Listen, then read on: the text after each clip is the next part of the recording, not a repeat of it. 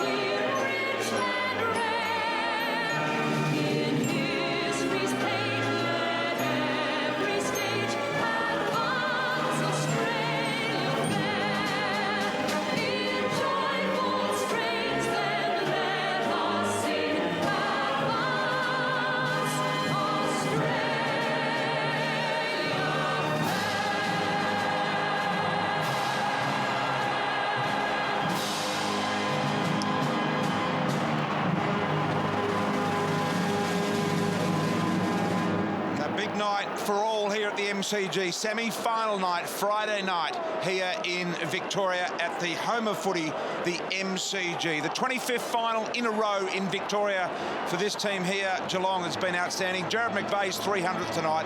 It is going to be a cracking game of football. Wayne Carey and Cameron Ling. Yeah, it doesn't get any better, does it? On the MCG Friday night, a big final. That's the one part of the game, Ling, and I say this every year when I watch the finals, one part of the game you miss, that nervous energy that all the players are feeling right now.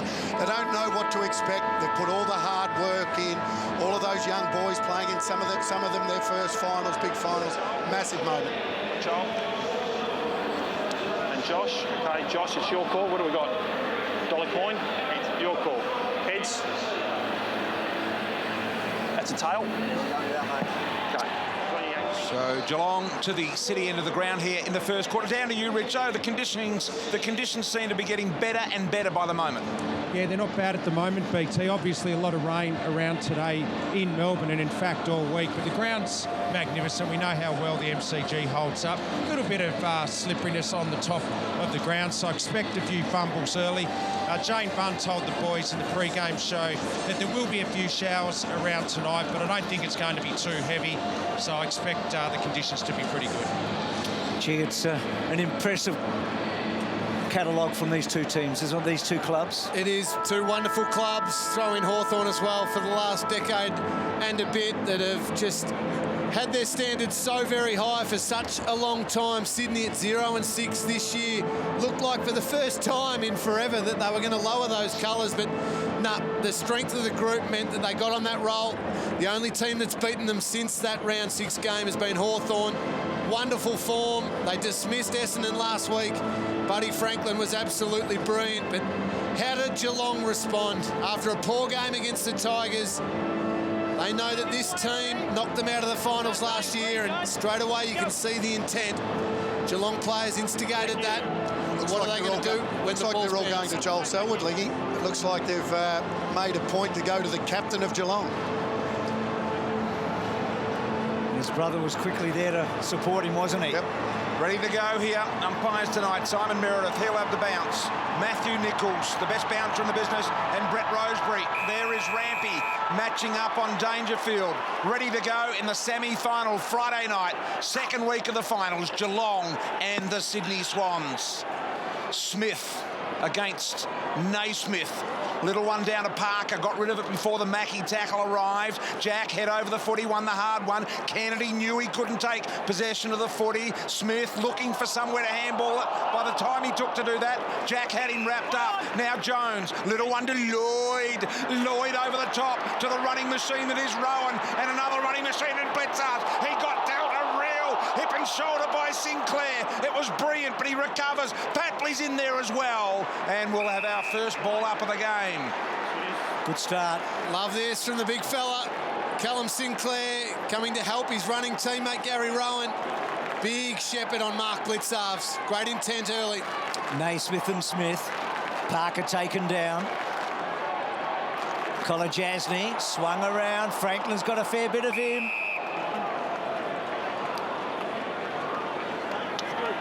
Selwood front and centre right before the first bounce. And as Chris Scott told us, Harry Taylor, the job on Buddy Franklin with Tom Lonergan being a late withdrawal due to food poisoning.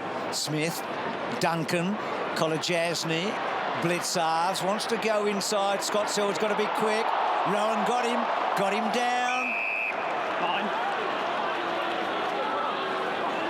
Scott. So there is the matchup. A couple of All-Australians for Harry and 7 for Lance. Naismith, Kennedy and Blitzarves did well.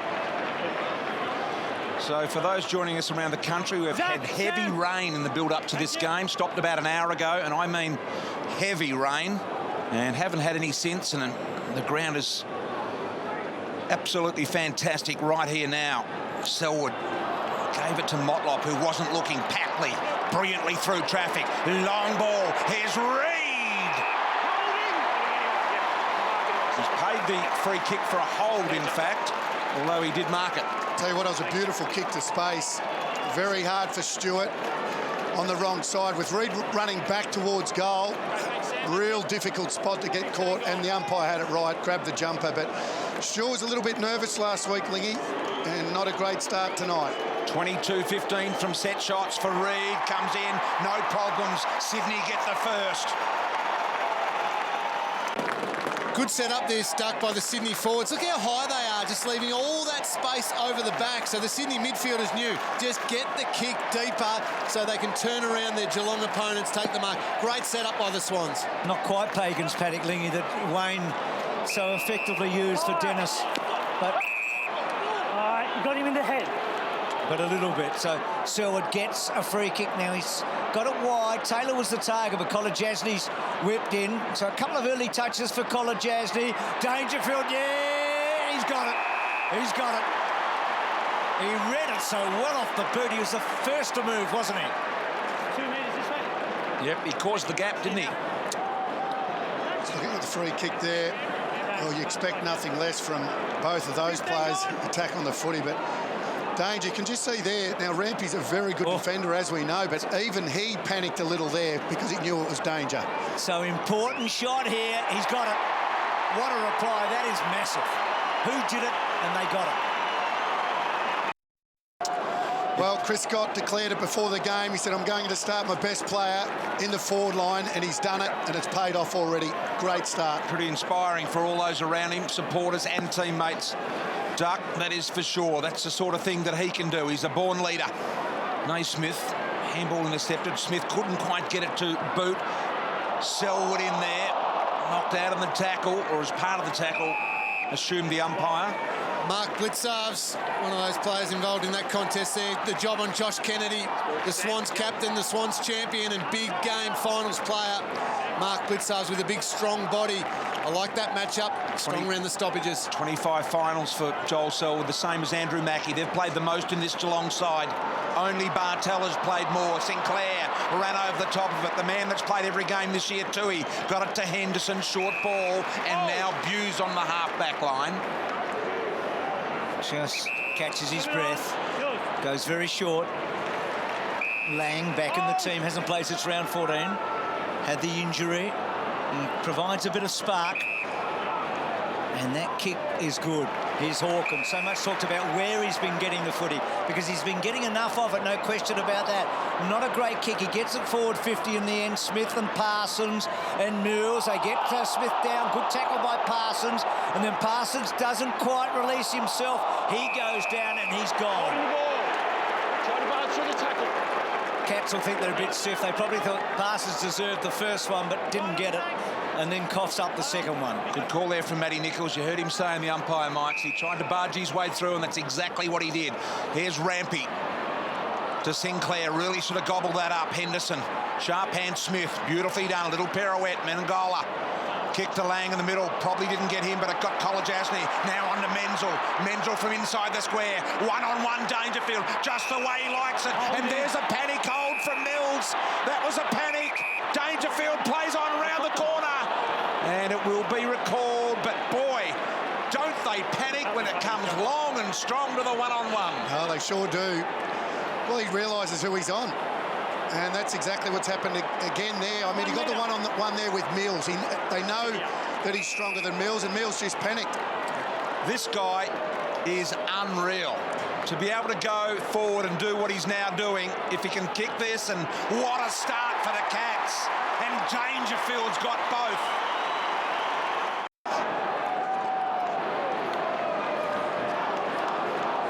There's the free kick there, and can only assume the umpire gave Dangerfield the benefit of the doubt and didn't pay the advantage because of the crowd noise. Brought it back for the set shot and he kicked the goal. So more than 40 goals for Dangerfield this year from principally as a big midfielder. The great thing about those two entries to Dangerfield is that the other forwards have been able to get separation away from Dangerfield, and he's had one-on-one. There's been no opportunity for a third man in. And Rampy looks the perfect matchup, doesn't he? But he wasn't there on that occasion. Duncan, well done. Tui just has to fetch it a little, and then Tui's kick, brave and good. So early touches for Lang. Stewart running out wide, decides not to go. He goes shorter to Mackie. BT's talked about his finals experience along with Selwood. And then Mackie keeps it wide, maybe too wide. That's a disappointing result. And some pressure relief for the Swans. So Grundy from the defensive 50. Looking for Reid, 3 deep he was. Motlop, Stewart needed to be faster men in goal. Sydney able to get a hand there. Quick ball out now. Hanbury wanted the give and go. Naismith gave it back to him, but a little too firm for a guy standing a metre away. The big fella follows up now with a kick in the Franklin direction. Couldn't quite get there quick enough. Duncan with a low ball to Dangerfield. This time he comes up leading at the footy and gets it over the line and out of bounds. But even that's a great result. Just getting it out of bounds there, getting a stoppage, not letting it come back a million miles an hour. There's the bit of a handball falcon to Dan Hanbury, but Rampy would have won 9 out of 10 of those against someone else, wouldn't he? Yep. And been away. So we've got to stop that fast rebound by the Swans. Towers, 3 goals last week, career high. Parker in hard. Hewitt over the top. Ball not out. Gee, Guthrie, I reckon, could have really sized that ball up then, Lingy. Chose not to. The youngster, his brother. Holding, Kennedy. Sydney. Kennedy grabbed his arm. His brother out injured with a calf. So Josh Kennedy goes short to Hanbury. So Hanbury right side for him, and then short again. Gets to Heaney. Reid, the first goal tonight. 4th time this year he's done that. Kicked the opening goal in the match. He's a fast starter, Reid. So Heaney back to Kennedy. So then Kennedy spreads it wide and gets to McVeigh, the 300-gamer. He's played in all the 300 gamers. He's played in Goods' 300th, played in Bolton's 300th, and he played in Mickey O's. And now it's his turn. Here's Jack. And Jack with a sloppy-looking kick. The turnover here allows Buse. He thought about going and said, OK, I probably can't make the kicks are on offer, and that's fair enough. Play within your capabilities. Short ball here to Stanley, the replacement late for Lonigan. Back to Buse. Buse has got Guthrie short if he wants. Goes a little longer and wider to Henderson. So Geelong showing nice composure here. Mackie protected the footy from Rowan. This is how Hawthorn beat Sydney, just maintaining possession. Precisely, Richo did it twice this year, and you're right, just the chip and go when they're absolutely sure. It's a high tackle on Jack.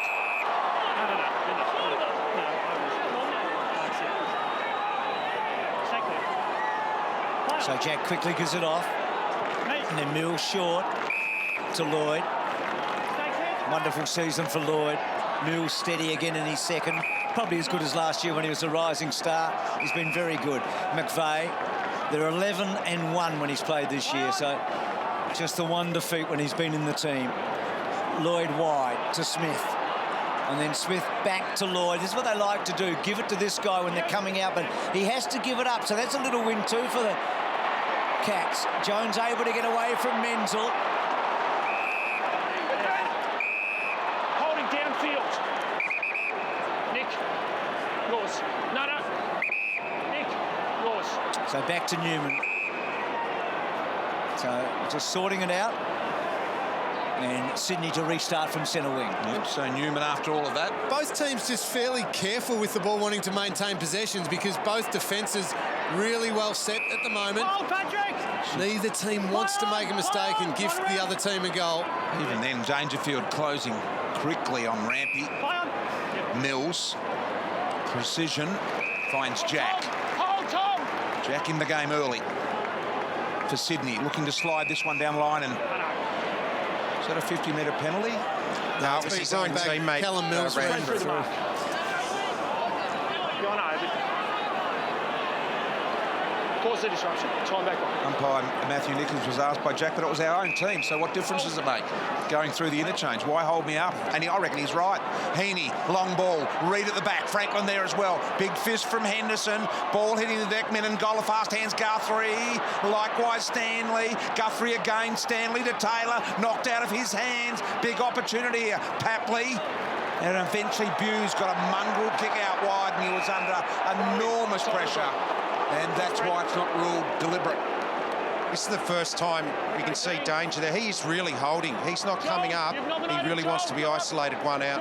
Joel, you're up. Joel, you're up.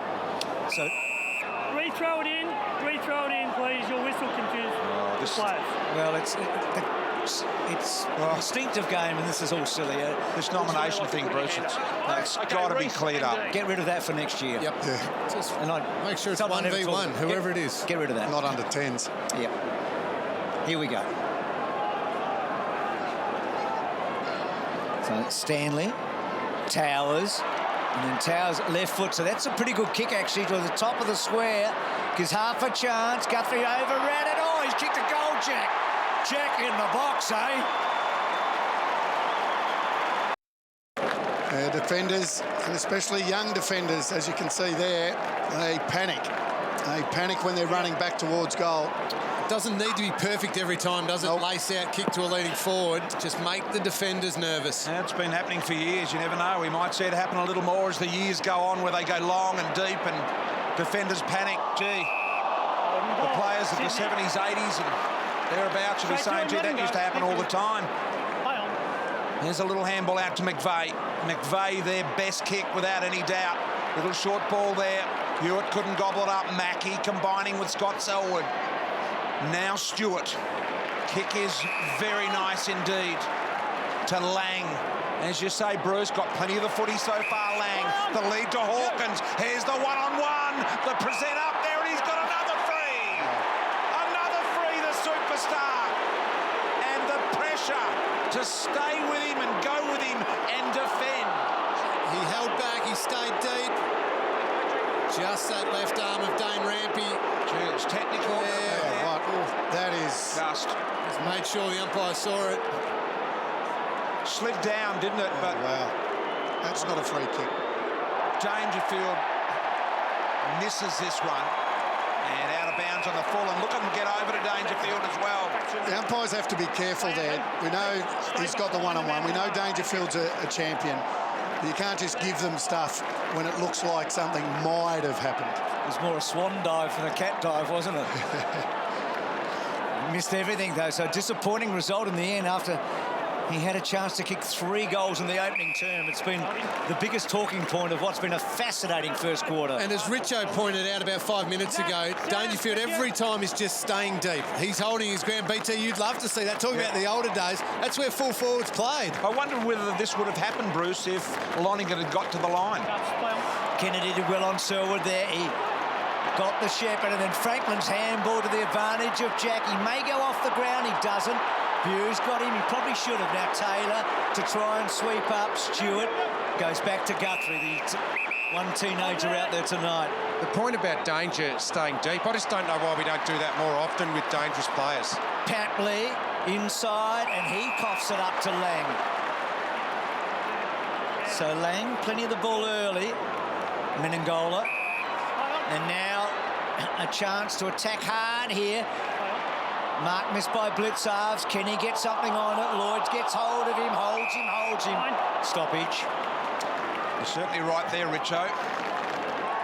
Tell you what Rampy won't be able to do tonight, and that is zone off. Yeah. So you take away that straight away. What's going through his mind right now? Well, he's just one-on-one. He's not thinking about influencing other contests. He just wants to beat Dangerfield. So just thinking about defending Dangerfield rather than attacking. That's right.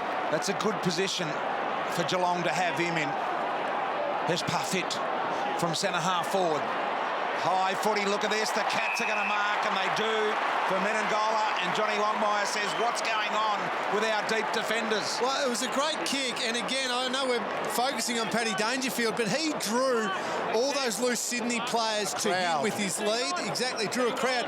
Could have been Darcy Langer, it could have been Sam Menengola. Marked that. They had space there because they all got absorbed into what Dangerfield was doing. 14 goals for the year, and make it 15.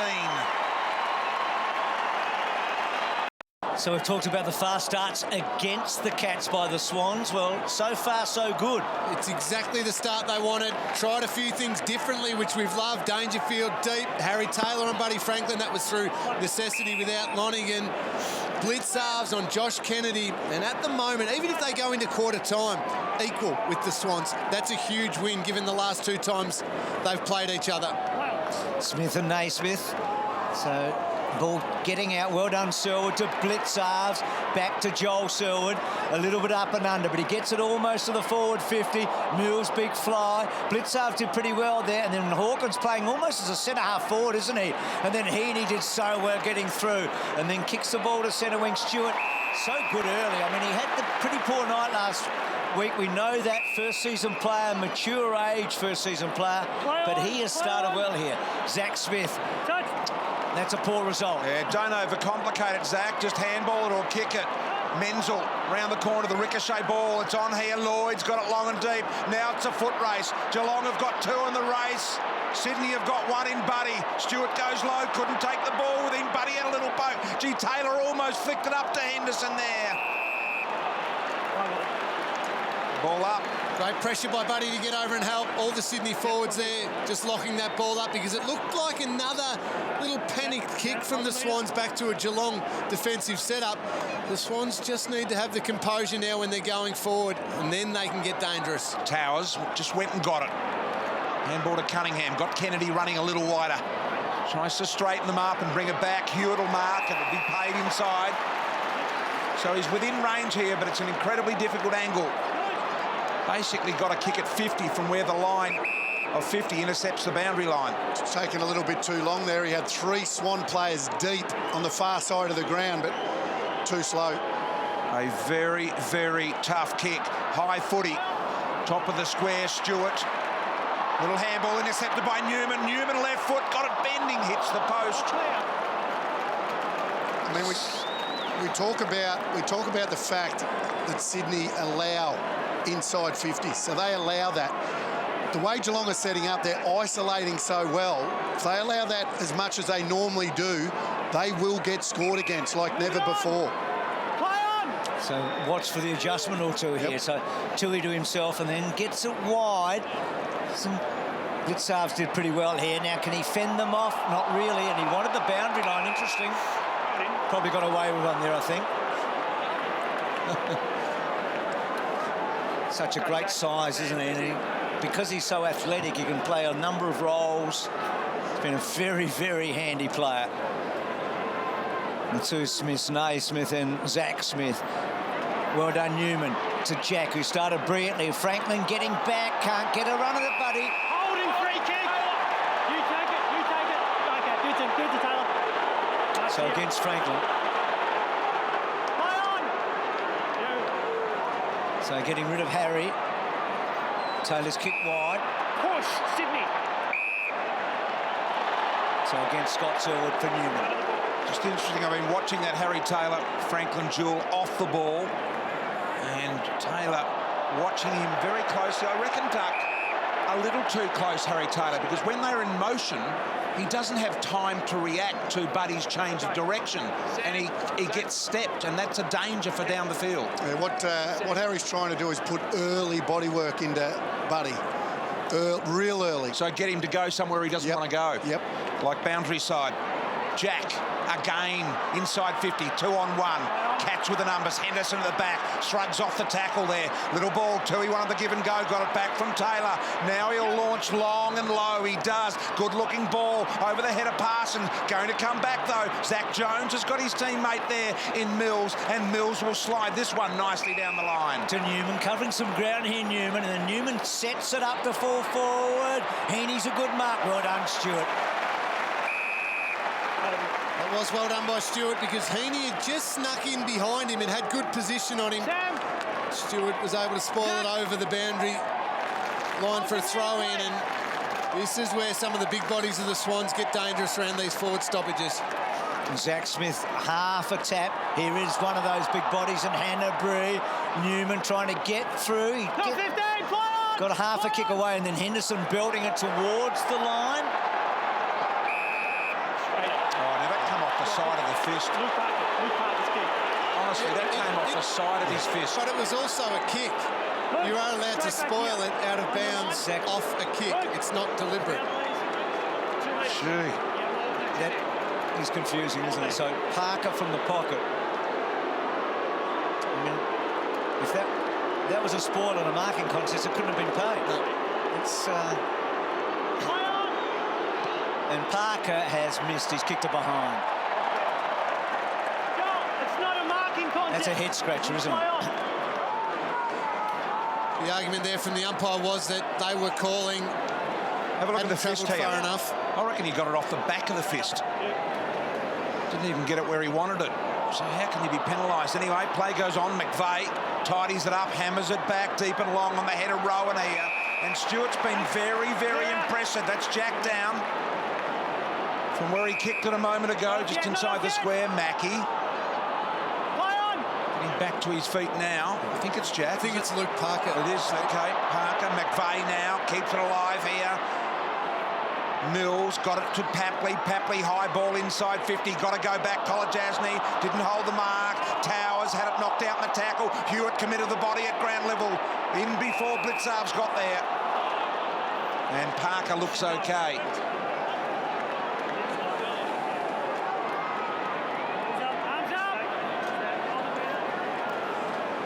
Just wasn't expecting that. Parfitt. And now gets the ball. Does Parker to Hanbury, and Henderson with Taylor just blocking Franklin effectively. Lang gets it from Taylor and goes back to Harry. Left footer, so he has to keep it tight towards the line. Reed, Juggle didn't take the mark. Stanley, he's in for Lonergan tonight. And Mills taken over the line. One thing that Geelong defence is doing better than Sydney is the Sydney forwards aren't getting one-on-ones. They've always got a third man coming in the Geelong defence. Down the other end, it's been all one-on-one stuff for Geelong. Thanks, Richo. Naismith in front, trying to find Kennedy, who was also in front. Kolajasny able to free the arm, got a little one there to Selwood. Dribbler, gain 20, right in front of the interchange. Hanbury, even under extreme pressure, almost kept it alive. And just on Richo's point, more often than not, it's been Lockie Henderson as that spare. We saw Richmond last week. Jacob Townsend did a job on Henderson. Didn't allow him to come off and help out, but Henderson doing it effectively tonight. Naismith, wonderful body work. Got it to Kenny, just couldn't hold it on the handle. Naismith has a second go. Cam Guthrie, better attack on the footy. Nicely done by him. Reed knew he didn't really want to tap it out because he wasn't sure what was around, so just got... And it's McVeigh now the loose for Sydney at the other end. Hold the meter. So Naismith held up. Kennedy. Smith. Menengola. Good handball. Mackie under the pump, but does he keep it in? I don't think he does. And that's a good mark. He waited underneath it, Hewitt, for a long time. Thank you. Fine young player. He decides just to kick it as high and hard as he can. Front spot was Sinclair. Joel Selwood searching and then almost gets Hewitt down. Hewitt did well. Kennedy, Hanbury tries to thread the needle to Reed. Well done, Tui. What a fine season he's had, the Irishman. Hawkins a little give and go to Menengola. Menengola's kick to Stanley. Oh, too cute, Stanley. Had to do better than that. Oh. Now Grundy under pressure. Back to Jack, back to Jones, back to McVeigh. Normally good with ball in hand. hand, he's okay there. Gee, Reece Stanley, this is a final. You got to hang on to it, go get it and give it off. That's what you do. Lloyd now, as a result of all that, goes very, very wide. Sinclair, good battle with Henderson. Did well, Sinclair. Thought about handballing over the back, realised no one was there. Tried to reel it back in. Now have a look at this. Johnny Longmire won't be happy with this one. Reid have to body line the ball. Tui body lined it. Reid didn't, one hand in. Zach Smith there with Towers. Towers been doing a bit of that ruck work when Naismith hasn't been able to get there. Geelong with the free. Just feel that Sydney have owned the last 6 or 7 minutes. Not been much action at this end of the ground in that period. Here's Lang. Playing well, Lang. Come into the side. Guthrie and Murdoch going out. Little ball around the corner. Rough one it was. And Papley applying the tackle on Guthrie. Dangerous tackle. The umpire's called it. Yep, slung into the ground. Duck. So now Guthrie inside 50. Blitz halves. Had it in the hands. Got a little push. And Grundy won't like that. Shot at goal. Misses. And that was the chance. It was, here is the free for the dangerous tackle. It was Menzel that had a shot, but that is why. Well, his head didn't hit the ground. I don't think that was a dangerous tackle. Neither do I. Jack turning, spinning, did well. Got it to Reid. Clever Jack. Got it to Hannaboo, to Papley, and then Papley, little sidestep, okay. Franklin, no. Cut off there by Towers. It was for Buddy. And then Tui. So no impact from the champion in the opening term. I'm talking about Franklin. Menegola kicked his first goal in a final earlier in this term. He goes with a defensive kick down that line. Stanley and Hawkins targets and a stoppage. We've loved the fact that Patrick Dangerfield has played as a forward. Just have a look at this. Team Towers here. You've either got to mark that one or let Buddy come through and mark it, one or the other. But Dangerfield playing as a forward in this first quarter. The other good thing that will come out of it is he'll have plenty of energy for the last 3 quarters when he does eventually push up on ball as a midfielder. Good point, Lingy. Exclusively as a forward this quarter, Dangerfield has Taylor. Nice mark.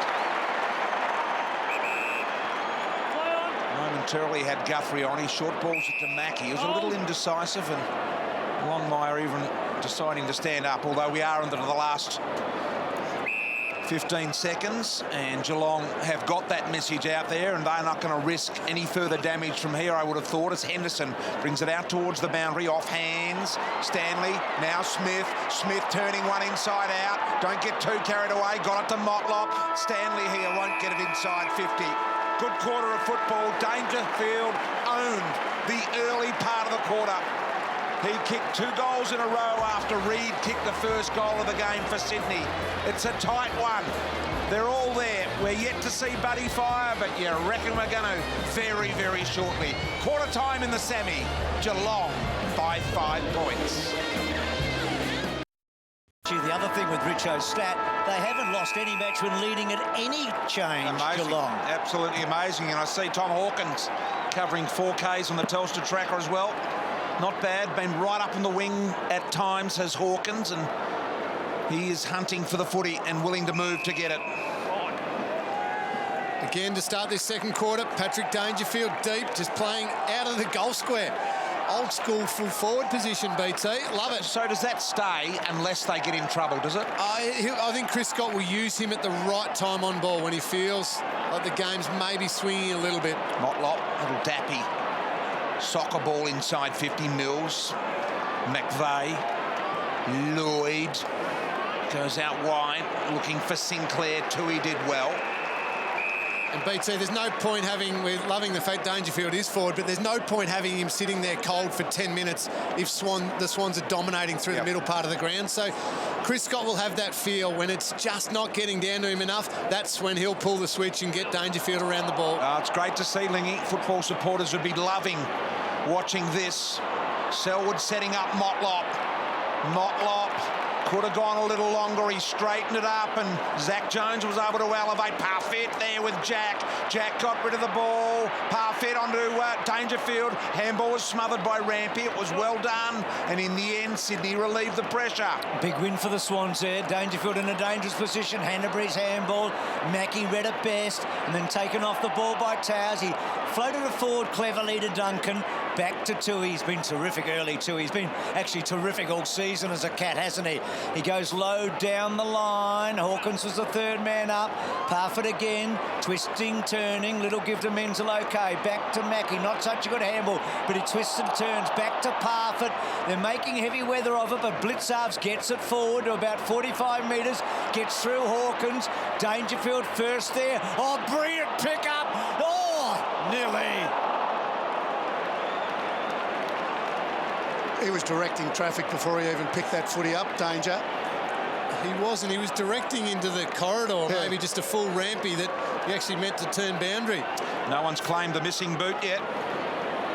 Lloyd able to gain a good 35 metres there with the play on from fullback. High footy defended by Henderson. Well done by him. He's come a long way up to defend that. They took 26 contested marks last week, Sydney. Have not taken one tonight. And there's Johnny Longmire. That's the last 10 seconds before they broke up. Now, that's a man demanding them to lift in this quarter. Absolutely. Really demanding.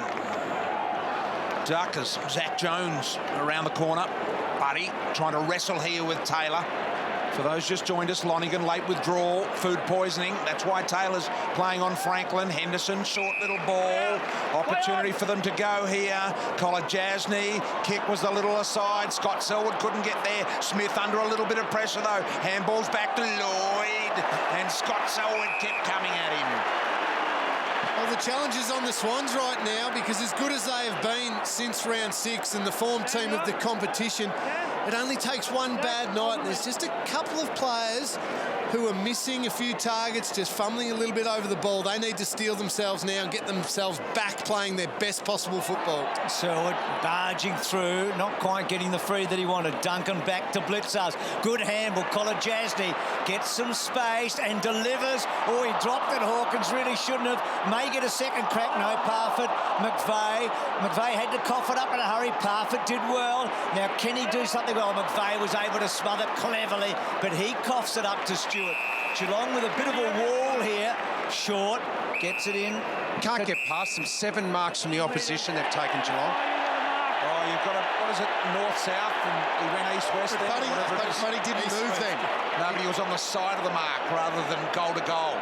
It didn't really give him time to get on the mark, did he? And it is a big 50. Have a look how far forward Duncan's gone here. That's been a nervous start for the umpires tonight. So Duncan to give Geelong a 2-goal lead. He's got it. So the 50-metre penalty, and Geelong lead by 2, and he can't believe it. So there's the mark. Buddy stands there. That's not a great shot of it, because he stood on the side of the mark. Now, I know it's technical, but that is one thing that they said you cannot do. It must be goal to goal, 90 degrees with it. And I'm assuming, Duck, that's what it's for. That's all I can think of. I could be wrong. Henderson, a little ball out the wide to Guthrie. Brother not playing today. I think Buddy, when he took the mark, Buddy just froze. Yeah. Stood there and thought, OK, well, he'll tell me to sort of get on the mark. Well, I think that's why he didn't make an attempt to alter. Anyway, he's confused. We are a little bit. Naismith flicked it out the back to Papley, and he got met high by Duncan. So Tom Papley here. Reels and goes. Long ball deep inside, but not to the advantage of his forwards. Henderson had to go very low. Now Heaney under Guthrie pressure. Taylor tried to sneak the handball through to Motlop, likewise back. Ball zinging around in there.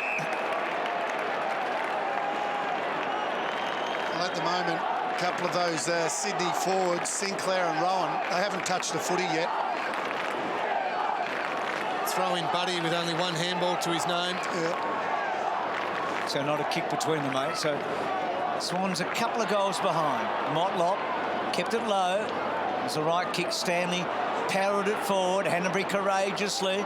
Well done, Scott Selwood. Hanbury gets him down. And then Hanbury fitched it out beautifully to Hewitt. Hewitt back to Jones. And then Jones inboard. Papley. He rode the tackle all right, but Jones couldn't get it. And Motlop starting to get involved. Can he weave a bit of magic? Gets to Lang. Lang wanted to give it off to Duncan. Then goes very, very short to Selwood, to Duncan. And then Duncan cut off halfway. Motlop again, some hard running, good tackle. Lloyd gets him down, but Sydney on the back foot. Here's a 50. From a different angle, still hard to see because you can't see the context of the ground, so... Very tiggy Touchwood. Stanley. Hanbury goes back, finds Henderson. It's exactly what Richo was talking about before. Intercept marks for the Cats. There's enough pressure on the ball carrier. The Cats have got that spare, having a real influence. Kolajasny, 65 metres out. Short ball here to Selwood if he wants. Ignores that. 34 marks to the Cats, 16 to the Swans. Huge differential there. Kolajasny goes inside. Offhand, Smith will protect it to the boundary line and professionally fumble it. We said it earlier, that's exactly how Hawthorn have beaten them twice this year. Taking a lot of marks, controlling the game, slowing the tempo down, getting it on their terms, and that's what Geelong have got. And they lead by a couple of goals. Stanley and Naismith. Hanbury burst through. And then Menegola, blitz serves. Lang had to paddle. Kennedy's quick hands. McVeigh did pretty well, but Parfitt doesn't quite get the angle right. And Sydney with a relieving kick. They're right on the back foot, the Swans here. They're not much damage on the scoreboard, but they're on the back foot. And throw in the fact that the Swans at the moment -9 in contested possessions, which is their bread and butter, as Richo's talking about. Deny them the footy, but also you've got to win it at the coalface against them. Geelong doing that well at the moment. Dangerfield here now. Back inside 50, long ball. McVeigh setting himself, had it in the hand. Parsons closing on him and may have got him McVeigh's back, so he'll get the free, says umpire Simon Meredith. He has been sensational since returning to this side, McVeigh. He's been their most effective by foot, sends this one into a big bunch of Swans players. Naismith was there, Smith took it away though, bangs it on the left, anywhere inside 50, said he'll do, over the head of Lang. Here's McVeigh, got to go again, fast hands, incredible stuff to Jones, Rampy and Mills. They worked it well, didn't they, BT? So Mills's kick, big ball here, Towers, Tui cut it off, and then Tui's hands were good. Menegola to Buse. Buse, a little sidestep. Lovely handball. Parfitt's been busy enough, I reckon. Good kick down the line. Hold there. Just the third final for Menzel. The other two have both been against Hawthorn. Kicks to full forward. Oh, he's got it. He's got it, Stanley. Well, just a height mismatch in the end there for Stanley. They got it in low and hard, which was important. Didn't allow time for the help to come. And Stanley on Hanbury there just reached over the top and took the strong grab. Contested mark. Take that match up any day of the week. Yep. Sydney still haven't taken a contested mark in this game. 26 last week. Isn't Menzel a great kick? I mean, it was like a bullet. It was low. This is huge for Stanley. Can he make a mark? They're 3 goals in front.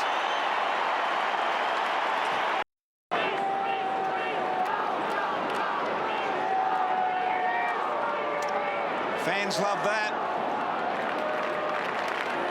Kick the last 3 to Cats to lead by 3. 18 points. Crowd of 55,000 in the house as we speak. Parker sat on his backside there by the hard tackling Lang. Smith's playing a good game as well. Selwood, Motlop and Lang all combining to launch this ball back inside 50. Here's Stanley again. Got a hand on it. Dangerfield, handball to Hawkins. He couldn't control it. Head over the footy there by Smith. Tried to use it as a battering ram. That's why he didn't get the free. And was this held in? Umpire will ball it up.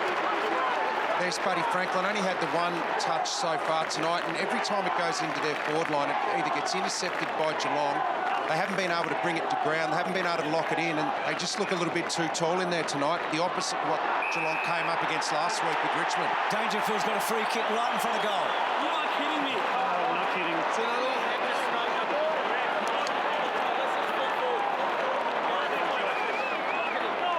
Patrick! Round this way. He jumps himself.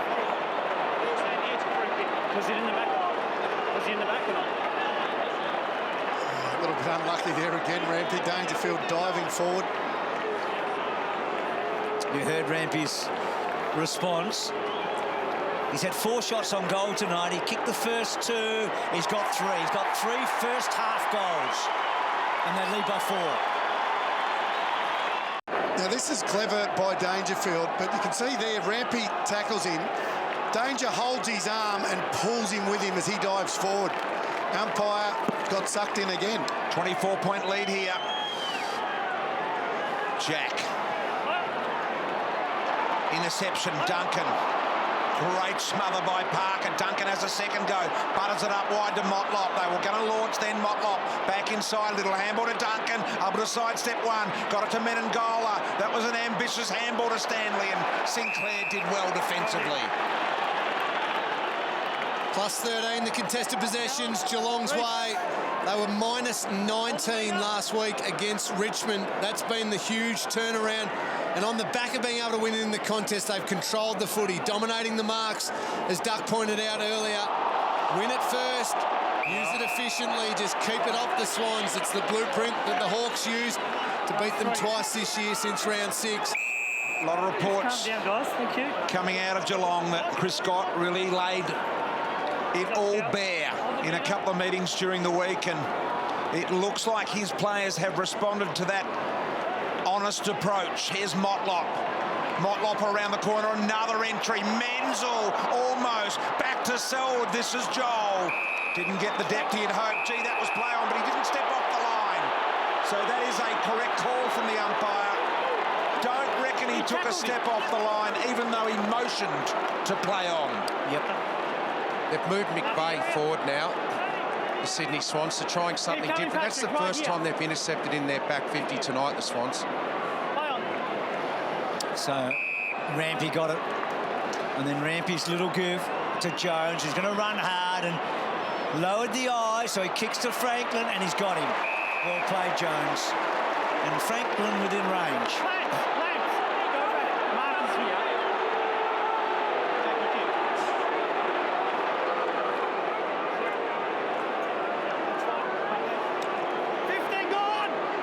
Kicked 4 goals in a burst, didn't he, in the second quarter last week. Had the thigh injury. See what sort of power he's got tonight. First time we've really had a look at him, isn't it? First kick. It's going to take something massive from here. And he's got the length nearly. Not quite. Right there. Hewitt. Misses. Clip the post. Big chance there for Sydney. Stewart back in very quickly to the one-on-one with Lang, and it's 3-on-1 because the 2 outsiders there. One was Mackie. Mackie, little handball back inside, or it came from Lang, in fact, to Buse. Buse to Motlop. He goes back, looking to buy a little bit of time and space. He did that nicely. Now Duncan can launch the ball forward. The counter-attack is on for the Cats here. Duncan overlap running, wanted it back, demanded it back by that really strong run of his. Quick lead up to the ball here. Comes from Kolajasny, marks well. So as Richo said, McVeigh's gone forward, Rowan's gone back. Here's Stanley, sets himself for this one, but at the back, Dangerfield's marked it before it hit the deck. It cleared the player in front.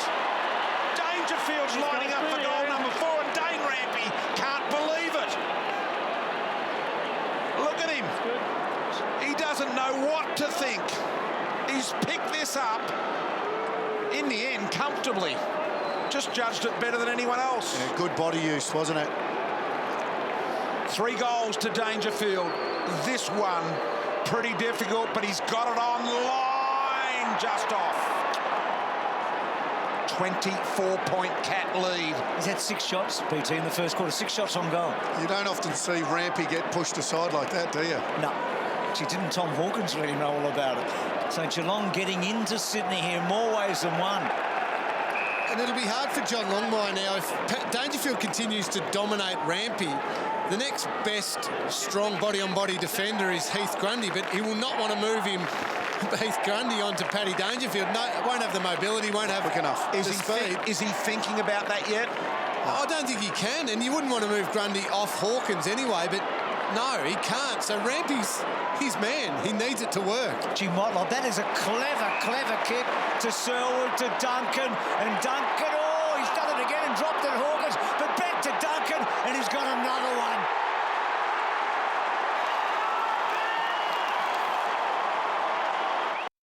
What a kick by Motlop. He's really lifted. They were 0-6. They were gone. They were buried, the Swans, this year. Right now, they're in a very, very big hole. And there's no tomorrow if they lose. Well, they only scored 40 points in total last week. The Cats, they've already got 45. Haven't completed the half yet. Parker inside 50. Henderson. Ladies cannot get it to ground in there, sorry, BT. Just comes straight out every time. Duncan to Selwood. Selwood trying to keep it alive. He's had a crack at getting that back in. Kolajasny came to help. And as a midfielder, Richo, that's exactly what you can do when you know that Chris Scott, a very happy man at the moment, but when you know your defenders are going to mark the ball nearly every time and intercept mark, as a midfielder like Joel Selwood just did then, you can break. You can break with confidence to the open side of the ground and open the opposition up. Kennedy. Zach Jones.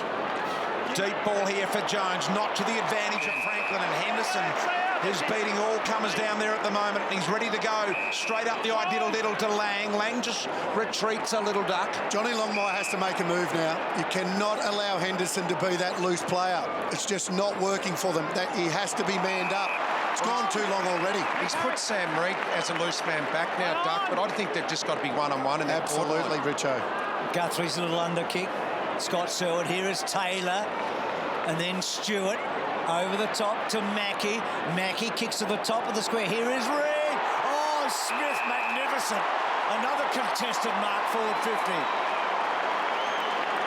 Well, what the worry is with Sam Reid being back there as that spare is they're worried about the Dane Rampy-Paddy Dangerfield matchup. So Reid straight away goes to help on Dangerfield. Doesn't realise that the ruckman, Zach Smith, is floating across the pack. They've become Dangerfield conscious down that end of the ground, and Henderson is absolutely dominating down the defensive end. At the moment, the matchup coaching battles is being clearly won by the Cats. And they lead by 6 goals. They're 36 points in front. Well, 36-point lead. Sydney have gone bang. Let's get all of the big boys in the middle. Kennedy, Jack and Parker have gone in for this clearance, and it is a must for them to win this clearance. Naismith, the ruckman.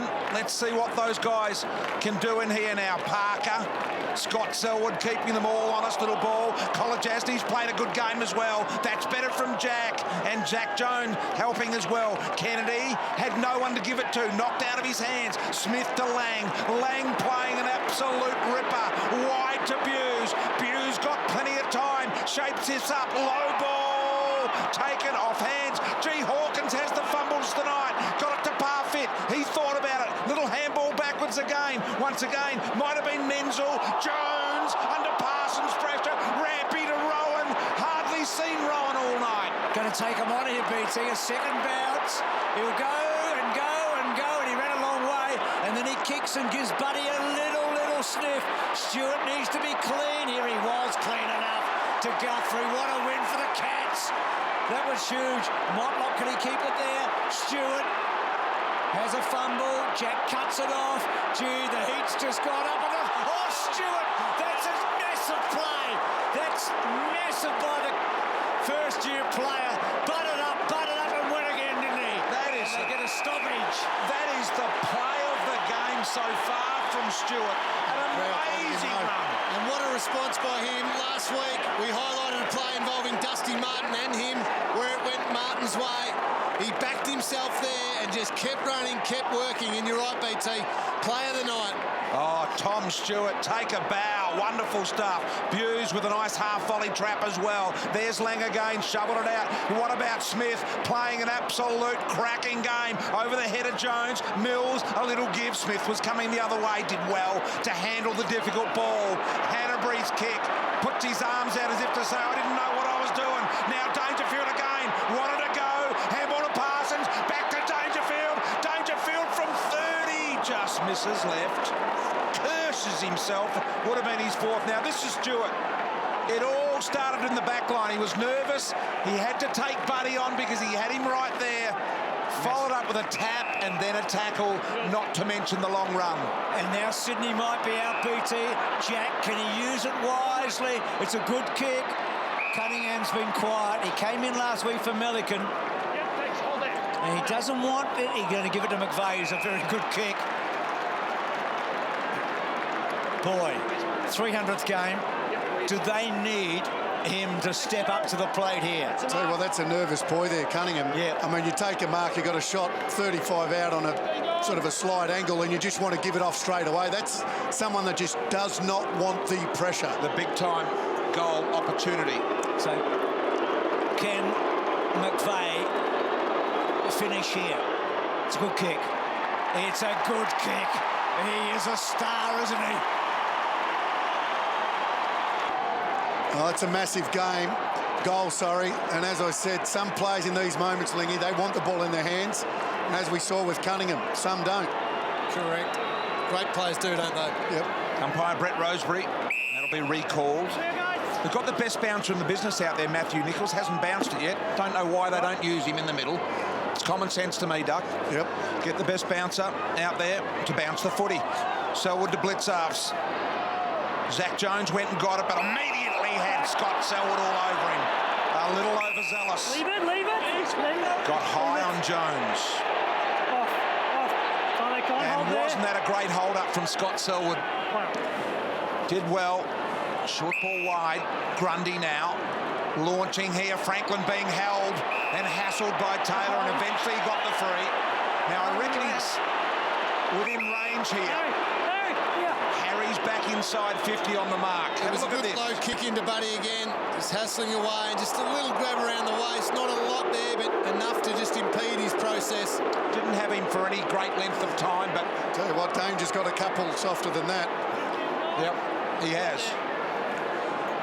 So Buddy Franklin with the right thigh heavily strapped. And this is definitely Buddy range.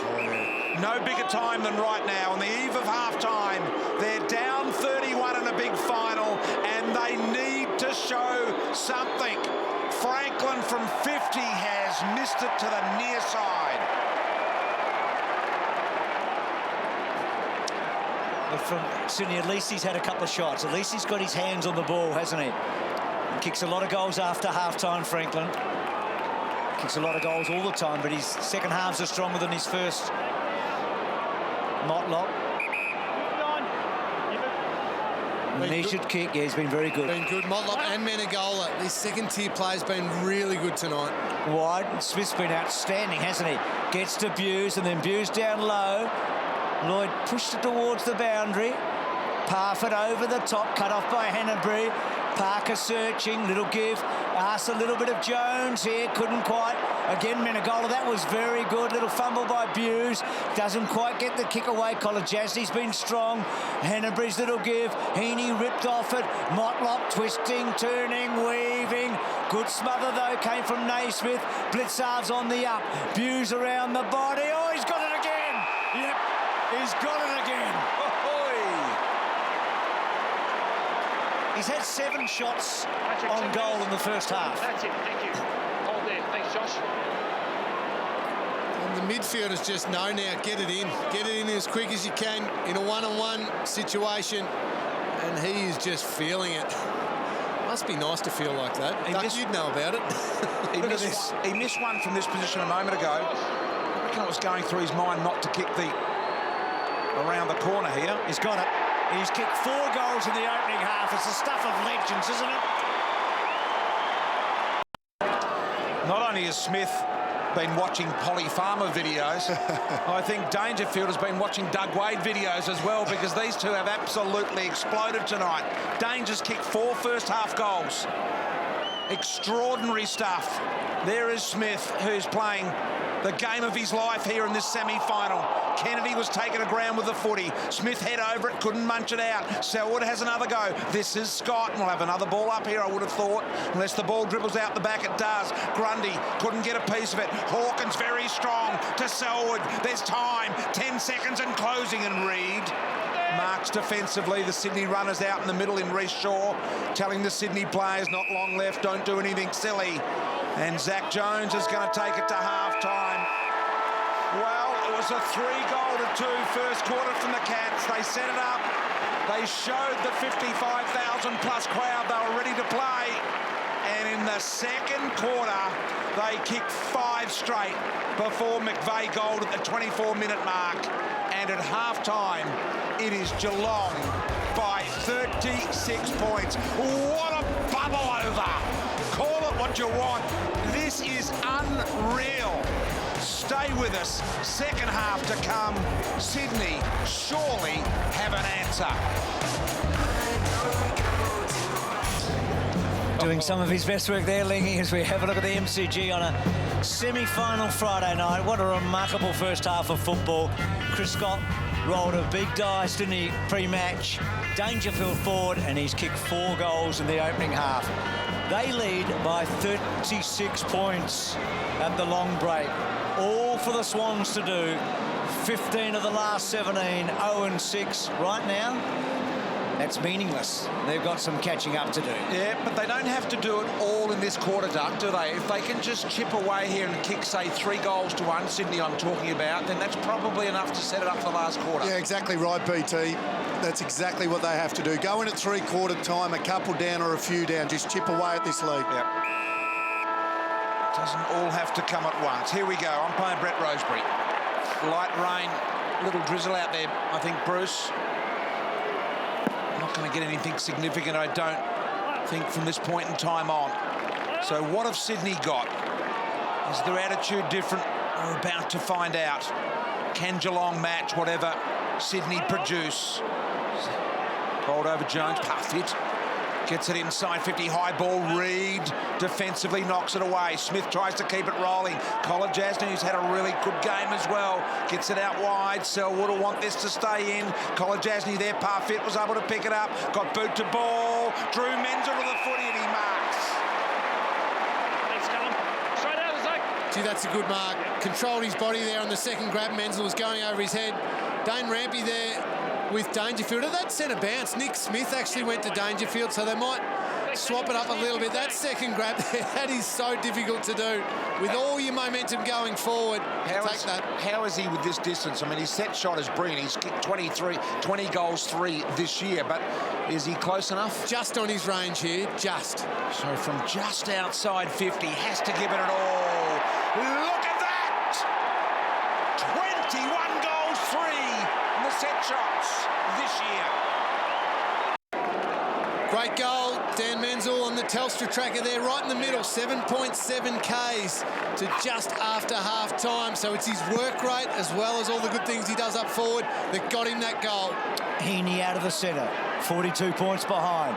Kicks to centre half forward, Parker the big fly. Mackie beats Franklin for the ball. And he wants it to go out, Mackie, and he escorted it over the line. So this is going to be a very big comeback now, Bruce, isn't it? Well, the biggest semi-final comeback was ever by the Swans way back in 1933. And that was 37 points. They were 36 points behind at half-time, and that, as we know, has got to 42 right now. Heaney, 42, also a famous number in comebacks. Essendon v Adelaide in a prelim final in 93. It would be a huge comeback. You can see there on your right of your screen, Nick Smith does have the job on Dangerfield in this second half. Rampy's just pushed up the ground a little bit to take the Reece Stanley matchup, but I reckon Rampy will get back and help out as often as he can. Zach Smith won it. Hanbury, good hands. Kennedy running hard. kicking to about 15 metres. A good mark, or not quite taken by Stewart. And then looking for Mackie, but pretty happy to concede a behind. So they just can't take a mark forward 50. And last week they were so dominant there, weren't they? It's been very good, Duncan. He's had a magnificent year. He's averaged close to 30 disposals. He's gone from a good player to a very, very good player, hasn't he? Yeah, had 16 tonight to go with that, Bruce, and here he is again. Rowan got hold of him here, though, and forced him to get rid of it in an uncomfortable manner. The kick forward to McVeigh. Could have almost got a free. Franklin tries to brush Stewart off, and he does. He was looking to get onto the left. Got it to Heaney. Heaney here to McVeigh. McVeigh the inside outer. He sneaks it through, I think. Let's wait. Or has it hit the post? Mackie's sure it has. Mackie said it hit the post. I believe the ball was behind. Can we just check to confirm it hit the post? Hit the post, okay. Score review. Umpire's call is a point. Checking it hit the post. Geelong players are adamant. The umpire thinks it is. Who's going to fall? Looked like it got a little ricochet from there, didn't it? The one on the right.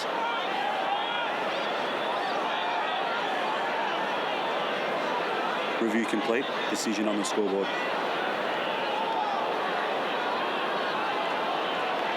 All clear, one behind. There was a little panic there by Jared McVeigh. He had players on in the goal scorer. I think Luke Parker was the one, a simple handball over the top. So it just goes to show the pressure that's on them at the moment. They don't have their usual composure. Holding! Sydney! So against Selwood for Jack. Thanks, Joel. They need to respond here, Parker. Stay clear. Almost within range. Not sure if he's got the length here, Parker. He's a goal kicker, we know that. He's going to, well, is he going to go for goal or set it up? There's a bit of both in the end, wasn't it? Neither quite there or didn't go the full Monty going backwards. And Franklin needs a big second half. He needs a massive second half here. Yes, he does, Bruce. Going to have to be a monumental comeback now. 40-point margin. Any team can do it. They've done it all year except the opening 6 rounds. Buddy with the fend off, the left foot around the corner. It's on target. I think it's there. Touched right on the line. She did well to give that any chance. Straight across, Luke. Thanks, Callum. Straight across here. So Stewart. Well, here he gets another shot. So he's had 2 set shots in the second term. That was a great effort a moment ago. Yes, right where you stand. They haven't made many mistakes tonight in the back half. Geelong, they did there. Just smart there, Buddy Franklin, Jared McVeigh, Duck, working out who was going to take that mark. McVeigh having the awareness that it was Buddy who was with him on his left foot. Didn't pinch it off the star forward. Can he kick his 70th goal in finals? No. He's having a night off in terms of goal kicking. He's had enough chances. His parents look on. Maybe it was better off Jared McVeigh taking the mark. Hasn't quite got his radar on, Buddy. Yeah, it probably was, Ling. I mean, McVeigh's probably better from those in-close shots. Buddy better from the longer distance. Here is McVeigh, so they're having another crack here. Got it locked inside 50 here. Multiple opportunities presenting for Sydney as Parker goes through. And Henderson got him in the tackle with the help of Mackie. Scores from turnover have been the big difference tonight. The Cats there, 6 goals, 2. Only 5 behind to the Swans. They average 75 points per game. We're on scores for turnover, so it's been huge for the Cats to shut that area down. Massive differential there, Lingy. Duncan and Buddy Franklin collide. That's over the last month, BT. They've averaged that 75 points to Swans. 89th game for Sydney. Netted himself 280 goals, Buddy. Not as many as Kappa did in the same amount of games, mind you, which not many would believe. Smith to Duncan, Duncan to Blitzarves. Blitzarves not his best effort on his non-preferred side. And, gee, Hawkins punched that into the crowd then and could have almost been 50. It has been, BT, well picked up. Yeah. Well, he did. He punched it into the crowd and he almost half apologised. You just got to let the ball go. You can't punch it into the crowd, mate. That is right. And that is 100% right from umpire Matty Nichols there. Grundy, as a result, not from his distance, and kicks it down the throat of Kolajasny. Cut it off. He's been one of many fine players tonight, Kolajasny. Menzel didn't fall over importantly, and then Soccer's down the line. He was trying to kick it back into play. So this is the Hawkins one. Have a look at him when he does do it. He goes, oh no, I shouldn't have done that. No damage because of Grundy's errant kick, but Sydney with a lot of inside 50s, nothing to show. They're trying to make some inroads here. They've got to do it fairly quickly. Towers, they need the next goal or two. Hewitt running hard, he misses too, so they're spraying, aren't they? I wonder what he's pondering at the moment, Bruce. Someone kick a goal. Just get something going. Just get a little bit going our way. Tui, one of those that has played in every game. One of only two players, along with Harry Taylor, that have played in every game this year for the Cats. Here's Hewitt again. Harry Cunningham. Scott Selwood vehemently disagreeing, but Cunningham has the free. He can give it a thump, not without a chance here. Cunningham in the end decides not to. That one's off the side of the boot. Hanbury almost got there. Little pickup. Handball to Kennedy. Kennedy tackled, dispossessed. Had to go Parsons. Went the ball and the body against Rampy. Rampy feeling the effects of that. Lang, beautifully done to Menegola. His little left foot kick, slightly overkicked. Mills and Buse go at it. Buse has a win there in the one-on-one. He went the bounce because he knew nothing was on down the ground. Now the handball to the running Blitzarves. Blitzarves goes back inside. Parsons got around one. Little one here to Guthrie. They're out of the loop. Motlop looking for a right foot snap. He's got it over the top and a goal. Geelong by 44 points. Just a massive, massive goal in the context of the match. Richo, we saw Daniel Menzel a moment ago. Yeah, he came off the ground and he was grabbing down low on his right hamstring. He's had it test. I don't think he strained a hammy, but he's definitely a little bit sore there. Could have been a little bit of cramp. He just had a little pickle juice as well. I'm not sure what that does. You normally have one of those after a whiskey. Oh, pickle juice, Richo. So I've never heard of the pickle juice. He had a little bottle and it had pickle juice written on it. Oh, come on, Richo. Now, the only time I've ever had one of them was in America after you have a whiskey. So they're doing things differently at the Cats. I reckon a lot of Swans supporters are looking for some pickle juice right now. Here's Blitzarves running hard and running effectively and kicking towards Hawkins. Reed back there, Grundy, little gift to Newman. And then Newman over the top to Towers. And then Towers with a careful kick to Franklin. Franklin kept it inside, did well. Handball put Parker under the pump. Parker good enough. Towers okay. Now Franklin, he couldn't from here, could he? He couldn't go for a long run and bounce it 3 times and kick a goal. No, he decides that's a little bit silly at this stage of the night, and so he coughs it up and kicks it straight to Buse. He couldn't go long then either because Harry Taylor was set as the loose man back, and I'm told, Richo, that pickle juice is supposed to stop you from cramping. Well, maybe that's why they're drinking it. I'm assuming it is. It could be a big lead story. Geelong on pickle juice. Mackie backwards to Tui. Just have a Big Mac with a pickle on it. Short ball. Selwood, Richo all over it there, seeing all of the detail. Oh. Nicely done, Richo. That's why you pay me to be down here, Brian. Yes. The big stories down here. Very good. Oh, boy. Here is Harry Taylor going down the line, looking for Menegola over the back, Heaney. Now Sydney, they've got to start to eat away at this lead. McVeigh did well, gave the handball off immediately. They go for the all or nothing. Inside 50, Rowan caught behind. Tui holds his ground and his feet. Was caught in the end, had to kick it around the body with a risky kick over the head of a couple of Swans. Gonna come back, Hewitt inside, slicing little handball to Towers. Towers on to Parker. Parker long handball wide to Papley. Being quiet at this end of the ground as Papley. He was dispossessed in the tackle. Geelong got the numbers. Lang. Gee, they did well there, Brian. They're out, Kolajasny. Short to Henderson. This is a huge 10 minutes for the Sydney Swans. They were the premiership pick of so many people coming into this final series. There is no next week for the Swans. You can't have a bad night when you end up outside the top 4, and that's what Richo's talking about. Pickle juice there for Dan Menzel. But Sydney Swans, they have got to find a way to get themselves flowing, to get their game going. Otherwise, it'll be too late, and the premiership tip of so many people will be done for season 2017. Dangerfield up the ground for the moment. 4 first-half goals as a full forward. Heaney, Bledsoe, and Geelong have done this so well tonight. Probably a good time to put Dangerfield right here and now. I mean, they've got the scoreboard where they want it. If they can start dominating the clearances and he can get some run and metre each, and it's just going to put icing on a beautiful cake. And what about a Swans point of view? What does their coach do right now? I mean, how can he fiddle with things to change it? Well, you look at their bottom 6, and we so often speak about it. Rowan and Sinclair have had the 1 possession each. That's just not enough for the footy. And Cunningham and Reid just 3 each. So you're right, Duck. You look at the bottom 4 there, and there's the improvement right there. If you look at the bottom 4 of Geelong, you've got Stanley 5, Hawkins 6, young Guthrie have had 8. I mean, that's the difference. Bottom 6 for the Cats, way better than the bottom 6 for Sydney.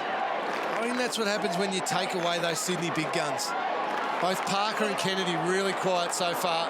Menegola went deep, but Reid read it nicely. Now, does he go to Zach Jones? He does up the middle. He's got the runner on out wide. I think it might be Cunningham. Kicked into the man coming at him, though. Menzel made him earn it. Looks okay, Menzel out there. He's been all pickled up. Little handball here from Buse now. Motlop, the little sidestep, the little wiggle, the turn, the right foot banana. Couldn't possibly be. Reid.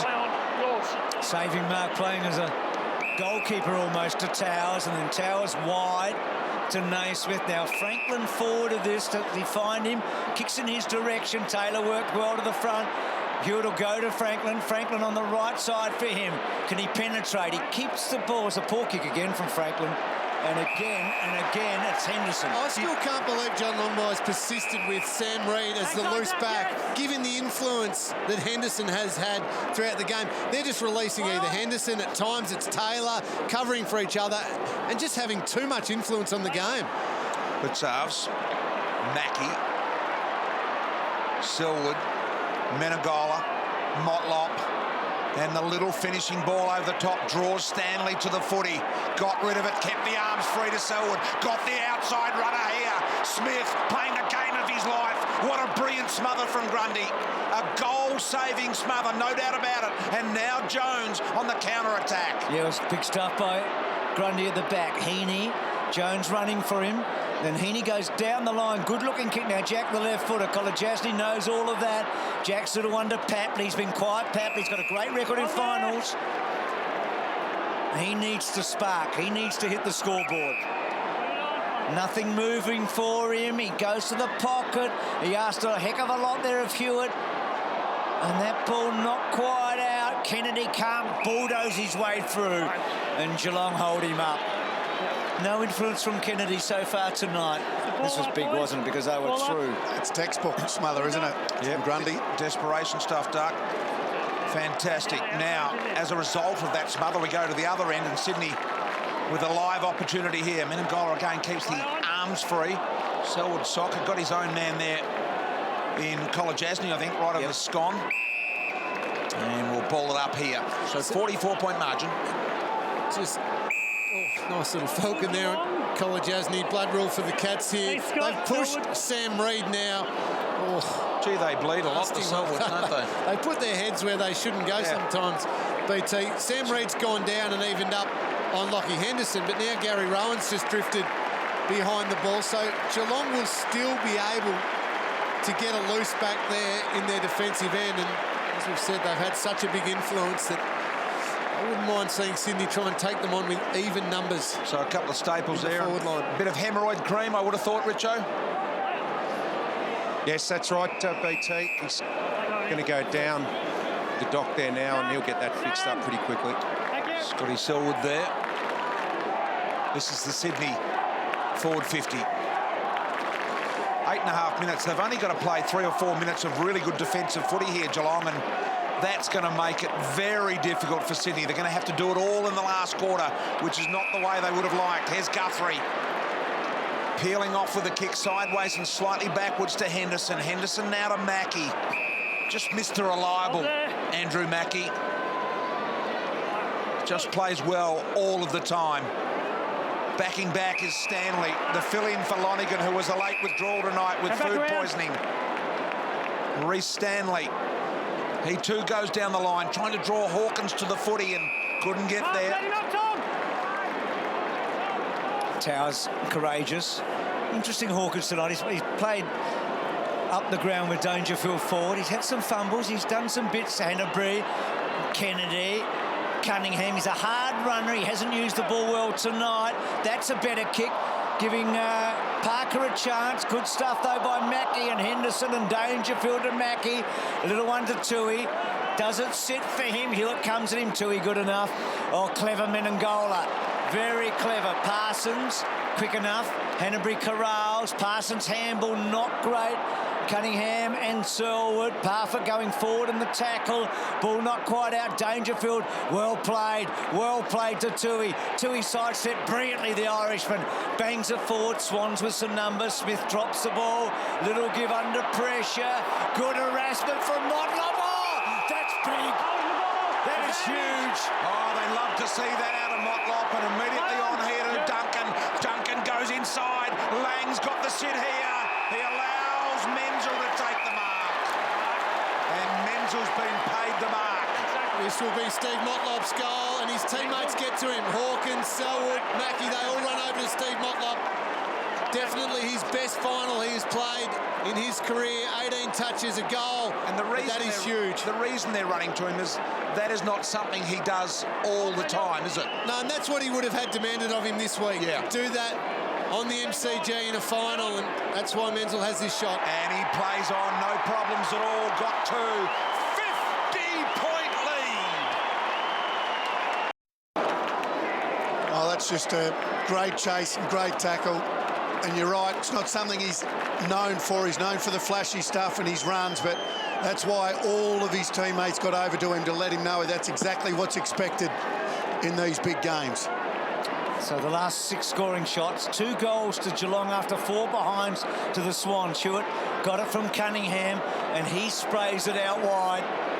And Henderson is just mopped up superbly tonight and finds Duncan. And then Duncan on to Blitzarves. And that's what they're doing. They're blitzing them right now. And then Blitzarves, that's not such a great kick. Smith. But there's no composure. There's no composure from the Swans. Grundy, Lloyd, no bounce off half-back. Mills, better kick. Heaney. Can they finally get a goal from a forward thrust? Franklin's got it. Good kick. But he's had the jitters. He's had the goal-kicking jitters tonight. First time it looked like Sydney were able to open it up there. Some good corridor ball movement. Play on. They just didn't hesitate. For the first time we saw Buddy get a really good, clean lead. And when he's got that much time and space, he's always going to be able to find a bit of space. And this is an awkward distance for him often, isn't it? But he just has to. He just has to. He just doesn't. It's hard to believe, isn't it? It's just spread through the whole team tonight. I don't think he's had an effective disposal tonight. And that is not like him. No. Very unbuddy-like. Tui, good ball. Dangerfield. This is the man that set it up for them in the first half. No question about that. Went forward, kicked 4 goals. 2 in the first, 2 in the second. Played deep. Didn't want to get out of the 50. It was great to watch. Mackie now, with the ball not to the advantage on that occasion of Menzel. Menzel would have won it kicked on the other side. Rampy did well. Not off yet. Put on, play on. Rampy just around the back door here to Newman. Newman ran a fair way and then decides to go wide to Sinclair, who's had a very, very quiet day. Stewart got it over the line. I'm just told Richo before saying that the Cats are on pickles, that the best pickles in the world at the moment, Van Holten's pickle in a pouch, Jumbo Dill pickles are the best in the world, and I believe that's what Geelong are on, Bruce. Have you just done a commercial on television? I hope what you just said. I hope it's paid. So Motlop going to ground, McVeigh slapping it out, and then Stewart, Kennedy, and trying to impose himself. And Sydney's Mr. September's had a quiet night, to be truthful. He has just 12 touches for Josh Kennedy. Luke Parker's only had the 10 touches, and Buddy Franklin, as you said, Doug, had no influence on this one at all. Dane Rampy beaten early by Paddy Dangerfield. They're their stars, they're leaders of this outfit. And there is Dangerfield to Smith, to Duncan. Hawkins, a little toe poking back. Motlop having a magnificent match. A great third quarter. Bouncing it towards the pocket. Rampy under great pressure. And Lingy, to your credit.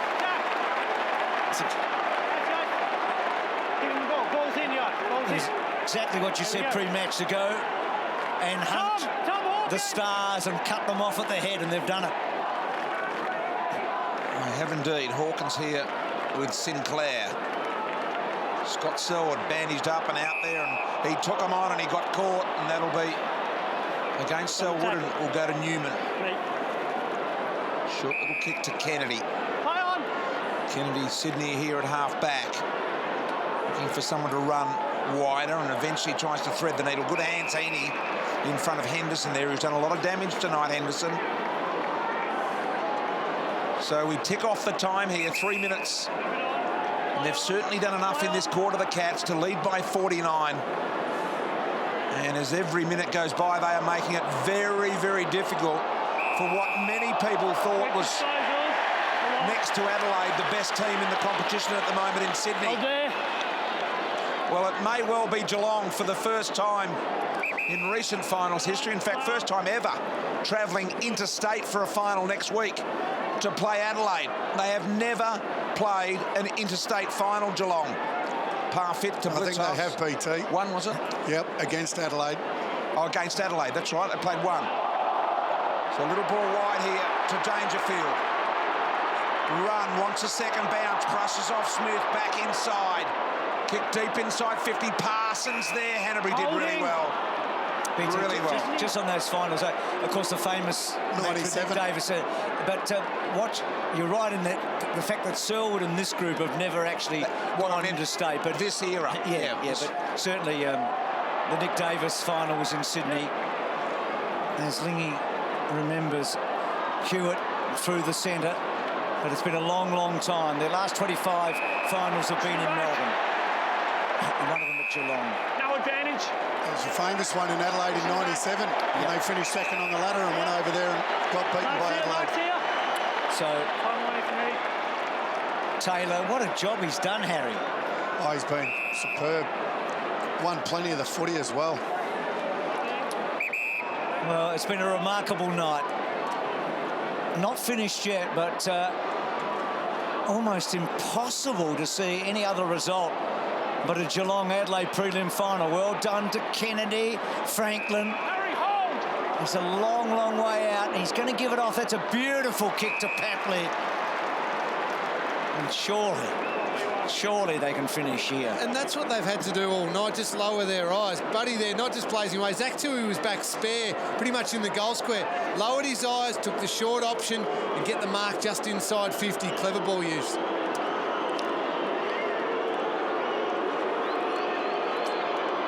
Good kick. Good kick. At long last, almost on three-quarter time, they get one. We highlighted Steve Motlop before in his effort. Look at the sprint effort. He's going 24 kilometres an hour or over for more than a second. 15, most on the ground comfortably. Last week he had 25. So even though he had a bad game, his work rate was high. Good to see him getting some reward for those sprint efforts. Clear call from the umpire. Zach Jones had to keep going. McVeigh. Selwood got him. And this will be Scott Selwood free. Last minute of the third quarter. Selwood says I'm going long, which is a sure sign he's looking to go short or wide. In fact, goes backwards. Tui. Dangerfield. Handball was a little bit behind him. Dangerfield tries to knock it in the path of Tui. Did well to try and resurrect things. Guthrie did well to Dangerfield. He goes deep inside 50. Hawkins bustling in there. Off hands, Menangola. 13 seconds left in the quarter. Left foot snap. Needs a dribbler. Got it. Big time goal. 49-point lead. He's kicked to Menangola. 49-point lead here for the Cats with a few seconds remaining in the quarter, Duck. And what about the follow-up from Dangerfield? Poor handball, but then was just able to follow it up, compete, ends up putting that ball inside 50, but just second and third efforts, and that's been the theme from all of the Geelong players tonight. Yeah, the top 4 ball winners on the field for Geelong, Duncan, Menegola, Dangerfield, Motlop, 22, and then 3 lots of 20 possessions, have all kicked goals. They've kicked 9 goals between them, those 4 players. So not only finding the footy, getting dangerous footy. Yeah, and it started with Selwood, Scott Selwood, the tackle in the middle of the ground, 9 tackles already. He's been a good pickup as it's turned out, and his last couple of seasons he's had a huge impact. And what a third quarter, what a 3 quarters from Geelong. 4 first half goals for that man. It's gone into the midfield. They were demoralised this night last week by the Tigers, and they have bounced back. So 3/4 time in the semi-final, Geelong lead 82-33 by 49. Yep, by 49 points. Sorry to interrupt. Over the Swans. A contrasting night for the 2 biggest stars in the game. Lance Franklin and Paddy Dangerfield. Dangerfield with 4 goals in the opening half. He started deep forward, but he hardly touched it in the first half. He had plenty of it in the third quarter, but couldn't hit the scoreboard. And Danger has been just that. It hasn't been a night for Lance yet. And for Paddy, wow, the money really has been where the Cats have been tonight. They have backed up all the talk this week, and Richo, they have found themselves so close to an 8th preliminary final in the last 11 years. Yeah, what a remarkable team they are. Bouncing back from last week, they've been doubted all week. What they don't need now is injuries. They've got to go over to Adelaide. What a test that's going to be. And Tom Stewart came from the ground in that third quarter. We think it's a little bit of a mild left hamstring, and he may have first hurt it in that big run that he went on in the second quarter when he made 4 or 5 efforts in a row. He came off then, had it worked on, and he's come off to the bench now, so it looks like he's in trouble. The other thing we've learnt is pickle juice is good for cramps. I've got one here. Here it is, the pickle juice. Oh, boy. Oh, yeah, that is real good. Real good. Well, I'm told the cricketers use it for cramps, and that's well known, but I am also told by our man here that Van Holten's pickle in a pouch is the best in the world. US brand. By the way, you wouldn't believe this. 55,555 here tonight. The 5-5s, Bruce. If you'd say it, I do believe it. And that is what I'm told is here tonight. That's a full hand. Whether another one comes in the last quarter, I'm not sure. Menzel takes the mark. So strange things happening here tonight. The Cats have picked it up and the numbers are rolling. Here's Dangerfield off hands. Kept it alive there, Hawkins. Not so, says the boundary umpire. Menzel's confirmed his selection tonight. Yeah, absolutely. Yep. Dangerfield gone forward again, spent a bit of that third quarter up on the ball, let him stretch his legs a little bit and run around, but he's gone deep forward again. Absolutely with Menzel. I think he's provided a great target at times, been dangerous. Doesn't get a heap of it, but in dangerous parts of the ground. Rowan doesn't get it away. Naismith, Jack squeezes towards the line. It was on his wrong side. Tui, can he bang it back in? He sort of does. He gets it to about 40 metres. Rowan front spot. Dangerfield terrific. Stanley over the top. Parfitt kicks to full forward. Getting back. 50 metres. Doesn't matter, you gets can't to 50. Okay, thanks, mate. Yep. Does anyone give the Swans? No. Unfortunately. No, sorry, Bruce. No, I didn't think so. I was just wondering. I love your optimism. No, I'm not either, but I'm just... There's always a chance, Bruce. So Grundy kicks down the line. Good mark by Henderson, and he has done that so superbly all night. It's felt strange, the fact he's been allowed to do it. He's been brilliant, Henderson, one of the most important players on the field. But after watching what Richmond did last week with Townsend, I'm surprised he was able to play as that spare so often tonight. Parsons. His dad and his grandfather here tonight. Short ball has been marked by Stanley. Stanley inside 50, Dangerfield low, trying to get it on the half hop. Gee, took a little while to get rid of it. I think it was Newman. And in the end, he's been penalised. And Motlop says, I'm not taking the advantage. And that's the right thing to do when you've got someone with a set shot that's 20 metres out directly in front, as Zach Jones had trouble with the tunnel ball. Well, you're not going to win games when you fumble like that. Thanks, Mark. And they've Done that a lot tonight, Sydney. Fumbled at crucial moments. Yeah, he's on it. So Blitzarves is going to put it beyond any doubt. Been good tonight. Done the job on Josh Kennedy. Kept the Swans skipper to 14 touches. For a game-high 55, he slides it through. Gets his first. We've had the Telstra tracker all night tonight, and Mark Blitzarves, the man who just kicked the goal, not surprisingly, covering a lot of kilometres, really working hard. Had the roll on Josh Kennedy early on and kept him quiet. Now finding a little bit of the footy. There's big K's. Zach Smith wins the tap. He's had a spectacular night. It's the best game we've seen Smith play, do you think? Just about. He's been outstanding. He played a big game against Adelaide earlier this year down at Simmons, but no, superb. Had all the promise, didn't he? As a youngster, Hanbury, I'm just wondering how we're going to see this Sydney season. I mean, they are gone, but 0-6. I mean, it was an incredible effort to make the finals. No team's ever done that. Collingwood were 0-5 in 1959. That's the only other team at 0-5, not 0-6. It shows how hard it is physically to come back from such a bad start. In the end, they've just run out of legs. They've run out of energy, run out of everything, intensity, and the Cats have played well tonight, but gave everyone a big start at 0-6. Henderson belts it away, but do you give them a big tick for making finals 0-6, or do you say, wow, they blew it? I think once you're here, it's disappointing. They'll be really disappointed. Clearly, they've been playing on a knife's edge for a very long time, but disappointing tonight. So Mackie strolling forward here with a long ball. We weren't saying they looked tired last week, were we? Gee, Rampy took off without regard for Stanley to track him down. And he's been nailed, very unlike Dane Rampy. Been such an important player for Sydney this year. Stanley high and Smith almost. Bit of blood starting to ooze through there, and he may have to come off and have some more attention. I would have thought Scott Selwood.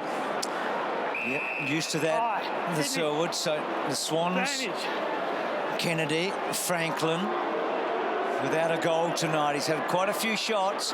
That's a good kick. Gives Stewart every possible, and he can't. Parfitt's been very good at both ends, the youngster. First final series, Buse to Taylor. What a night for Harry, eh? Had to step up. Tom Lonergan with the food poisoning, and he stepped up onto Franklin. Hanbury, Kennedy, Cunningham, little kick. Hewitt takes the mark. Franklin out wide, and then goes to full forward. Parker, let it go down, and then off the ground, off the ground, off the ground, rolling it through. Mills gets a goal. Hey, Duck and Lingy, I've just come home from dinner and I've looked at the score and I said, what? How have they done this tonight, the Cats? They've beat them round the ball, plus 21 in contested possessions, which is Sydney's bread and butter. They've dominated them round there, but gee, they've played it smart from there. The spare defenders had influence. Paddy Dangerfield forwards had huge influence all across the ground. They've been better and smarter. She had to go back then, Hewitt, and when you hear the umpire yelling touch, you're thinking, gee, I'm not even going to get paid the mark for the bravery. Jack Lloyd lets it rip and kicks it out of bounds on the full. Yeah, for me, Bruce, it's just been about commitment. They've been absolutely committed. From the 22nd player picked to Paddy Dangerfield, they've all committed their bodies to the ball and to the man with the ball. So, Lingy, is it true that there were some very stern words spoken at various meetings this week in Geelong? From what I understand, BT, I think Chris Scott put to the group, when are you going to stand up? When are you going to stand up and be counted in finals? And he would be so proud of the response from a number of players, and not just a couple of their champs in Dangerfield and Selwood and these types, but the likes of Steve Motlop and Sam Menegola and Buse has played nearly his best game. Yeah, Zach Smith, this group of players, even Mitch Duncan, who's had a terrific year, to stand up big time in a final. He put it on them during the week, and they have done exactly what he wanted them to do. Selwood didn't get all of it. Towers to Mills. Puffett got it to Motlop. The little fend from Motlop to Hawkins for his first. Hawkins kicks it out of bounds on the full. And probably the most pleasing aspect to add to that is Tommy Hawkins has actually been off tonight, and Joel Selwood hasn't had a monster game. So it's been others who've stood up in that area and have just been brilliant. And when they were hammered in the prelim last year, Selwood had 39 and Dangerfield had 39. Well, they got beaten by a better team last week, and they've been the better team tonight. Rowan had it cut off. Duncan's been superb. Lang did his bit early, didn't he? He was important early. That first quarter, you go back to that, the fact they were able to hold Sydney in that opening term and have their nose in front, good little kick, and Motlop's having a spectacular night. I think that's the most pleasing thing, is that they haven't relied on just their stars. And yes, Dangerfield got them off to a great start, but this has just been an all-round performance by the Cats. And Chris Scott kept backing Steve Motlop in. Against a lot of criticism and saying he was struggling and not playing well in finals, backed him in again and would have put it on him, but backed him in and, geez, rewarded him. 7 contested possessions for Motlop tonight. 1 goal and misses that one, but he's had a big night. It's a poor kick, but it's not going to cost him anything. He's had a terrific evening. So the Swans, with their colours really lowered tonight. Selwood fishing it out to Parsons. He got a high one. Sinclair, nothing from him tonight. He's had a good month. Jones down the line. Franklin trying to keep it in. Could you believe that Hawkins and Franklin don't have a goal between them? Wouldn't have picked that at the start of the game. And unfortunately, on the flip side for the Swans, showed when Josh Kennedy and Luke Parker and Rampy and Buddy have been off, there haven't been enough players to stand up there. Some really poor performances by some of the Swans players. This bloke here, Gary Rowan, he's had another bad night on the MCG. Unfortunately, Sam Reid's been quiet. They just haven't stood up when they've needed to while their leaders have been down. So here's Buse, who I mentioned before. Franklin trying to get out of this one. He won't. He took him on. Ball spilled out as part of the tackle in the end. A little lucky to be let go. Kennedy sent it out wide and then wanted to bring it back. And now Parfit, funny little kick in there, but did well to get it out of the zone. A lot of players around the footy need a stoppage here, I would have thought. Tackle on Kennedy, Hanbury, and now Parker. 2-on-1 though, Geelong's way. Look at that, the meat and the sandwich with McVeigh. And Turi does well. Richo, you brought us the news at 3/4 time that Stewart looks to have a mild hammy. Do you think it's more a precautionary thing, or do you think he may well miss next weekend? What do you think? Oh, I guess with a hamstring, it only has to be very, very mild, and there's no way known you would risk taking a player into a game. It's hard to say. We're going to find out during the week whether he's got a strain there or not. But he did come off after that long run in the second quarter, had a bit of work put through it, and then again in the third. So maybe it is just tightness, and we hope for him that it is. Yeah, we do. Very much indeed, Richo. If it is any sort of strain, he will miss next week, Bruce. Yep, and who knows after that. Franklin, he didn't go for the shot and then run down brilliantly by Lang was Newman. Great tackle, and that sums up Geelong's night, and maybe Sydney's as well. I mean, Buddy was within range, really, and I think he had enough room to have a shot. And exactly why Darcy Lang was brought into the team, to put that sort of pressure on. He did it early. You mentioned it, Bruce. Did it really well early, and great there. Hacked out of the air, Hawkins, strong mark, holds it up, pushes it out wide, asks a little bit of Duncan, but it's okay, to Mackie, and Mackie goes long and hard to Menzel. Does he get that far? It doesn't, but they get a stoppage. And Lloyd says, how about that for deliberate? Oh. And of course, Mackie gets another wicket. Tom Lonigan, I mean, food poisoning, that won't last a week and a half. He will be on his way to Adelaide as well. Indeed, Mackie will play in his 26th final next week as he tries to close down on Jimmy Bartelling, who I think's played 28 and is the record holder in terms of finals there. I'm told Tom Lonigan actually turned up tonight and was just in a very, very bad way. Looked absolutely terrible and felt horrible, and they sent him home straight away. Said, you're not going to be able to play an entire game of AFL footy. It is amazing that a player can get food poisoning when they're so careful with what they do. Is he not so careful? No, I agree with you, BT. Or is it not food poisoning? No, definitely food poisoning, but I suppose just really unlucky. Extremely unlucky. You're right, they do care so much about what they put into their bodies. And yeah, he tried to get through. Must have felt awful. Doc White from Triple M. Doc White, what can you tell us about Stewart? Yes, Bruce, Tom Stewart, we saw come off late in that third quarter. He actually went down the rooms a couple of times with the physio and medical staff. He went back out, sort of tried to get through it, but came off. Look, I must say it's a mild left hamstring. He trotted off after the three-quarter break and onto the back row of the bench. I think it's probably precautionary, Bruce, so fingers crossed that he may well come up for next week. Thanks for that, Doc.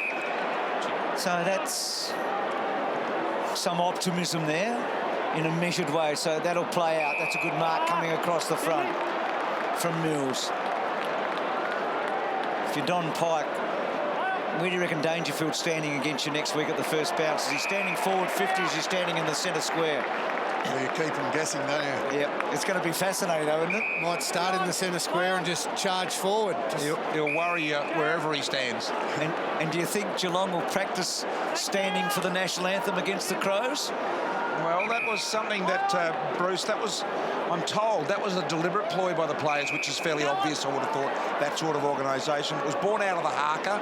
They liked what they saw in the haka. Against the Giants you're talking about? Yes, they derived that out of there, and I thought Tex Walker and the leadership group, brilliant mark by Dangerfield, pulled that off beautifully. The coach got involved as well. Yes. And they are all denying it over there, but make no mistake about it, that was definitely something that they thought long and hard about. It looked deliberate. Yeah. Hard to organise that sort of situation if someone hasn't got up in front of the team and told them what to do. There's Danger doing his best work in the air. What an occasion it's going to be when he plays in a preliminary final the Adelaide Oval against the Crows next Friday night. And I think Josh Jenkins a week or so ago just lit a little bit of a fire. Not that one needs to be lit, but the fact coming back to Adelaide to play in a final. Yep, Josh can do that. There's Parfit. He's done well. Scott Selwood, eyes on the ball. Lang deserves a goal. He's been good enough tonight and he just misses. It's a behind. And what about Chris Scott? I mean, a premiership in his first year, but in many ways, this might be one of his finest hours. I mean, the selections during the week, the hard love during the week, the Dangerfield forward 50, Henderson back. It's been almost a perfect night. It has, Bruce, you're right. Great coaching performance by Chris Scott and all the coaches at Geelong, because their finals record was starting to scream out at us all, and the fact they hadn't played well. He made some moves, he made some bold selection decisions, and put it on to some of his players in a really firm manner, and he's got the desired response, so well done to him. He stuck by some players too. We said Stevie Motlop, didn't drop him, didn't make the statement with selection using Motlop, and he's repaid him. And the juice fast draining out of Sydney is the realisation that they're not going to play any further part this year is sinking in. They are almost lifeless. And they're thinking, well, look, they've done an incredible job to get to this point when you consider their first 6 weeks, haven't they? But they played so well after that, along with Adelaide, they were the two best teams in the comp. Smith to Joel Selwood. Goes down looking for Menzel, just kicked it to the wrong side. Smith and Hanbury combining in now. The little chipper to Reid, who was prominent early in the game. Not really since, has he? No. Been poor. It's going to be a long summer for the Swans. I mean, to make the finals from 0-6, to dominate the last 2/3 of the season, and to finish like this, it's going to be a long summer. Here's Lloyd. Little gift to Hanbury, to Grundy. We talked about it last week. Don't things happen quickly in finals? For the defeated, it's like a carcass on the ground, isn't it? Yeah. Where we pick over it. We see all the bad things. We see all the faults. We see all the deficiencies. All in 1 week, and yet for the winners, they're heroes, aren't they? And tonight it's the Cats' turn to be just that. And they'll go to Adelaide full of verve next week. Dunker's little kick doesn't go far. Parker, but gets it back. There is one truism as Lang belts it back, and Mark Taggart. John Longmire talked about it.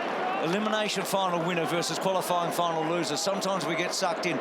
28-6 it is since the new system. 28 qualifying final losers have beaten the elimination finals. It's 28-6, so it's going to be 29-6 after tonight. Taylor back to Lang.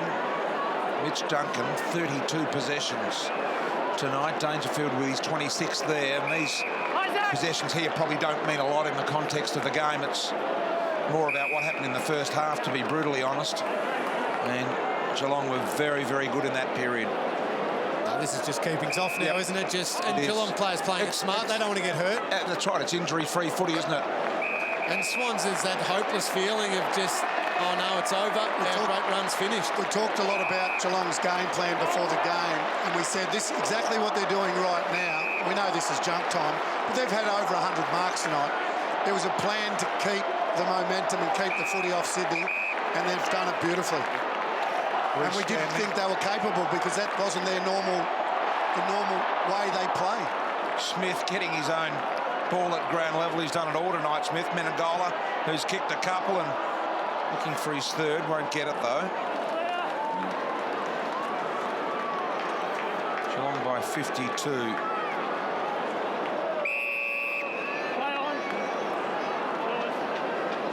Any changes?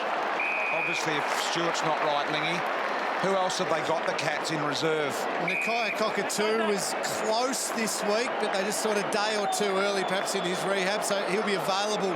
Would they play him? Will they play him when he's ready? Oof, it's hard to change. How long since he's played footy? He's hurt his hammy 3 times this year. That would be the worry, that if he does it again early on in the prelim. So Chris Scott, we saw him a moment ago. All these decisions to make, Mills to Taylor, because Lonergan will come back in. Yes. Does Stanley hold his spot? He's probably the one most at risk, Bruce, if Lonergan comes back in, tall for tall. Buse to Henderson. And Henderson, who's been superb. And that's a lovely kick and a strong mark by another guy who has played a super game. He came into the finals with a full head of steam in Angola, but he was disappointing last week. And you look at the scoreboard last week, it was 91-40. Richmond versus Geelong. Have a look right now. A lot can happen in a short time, and that is a, well, maybe he will get a game. Maybe he just heard you. It's a good catch, isn't it?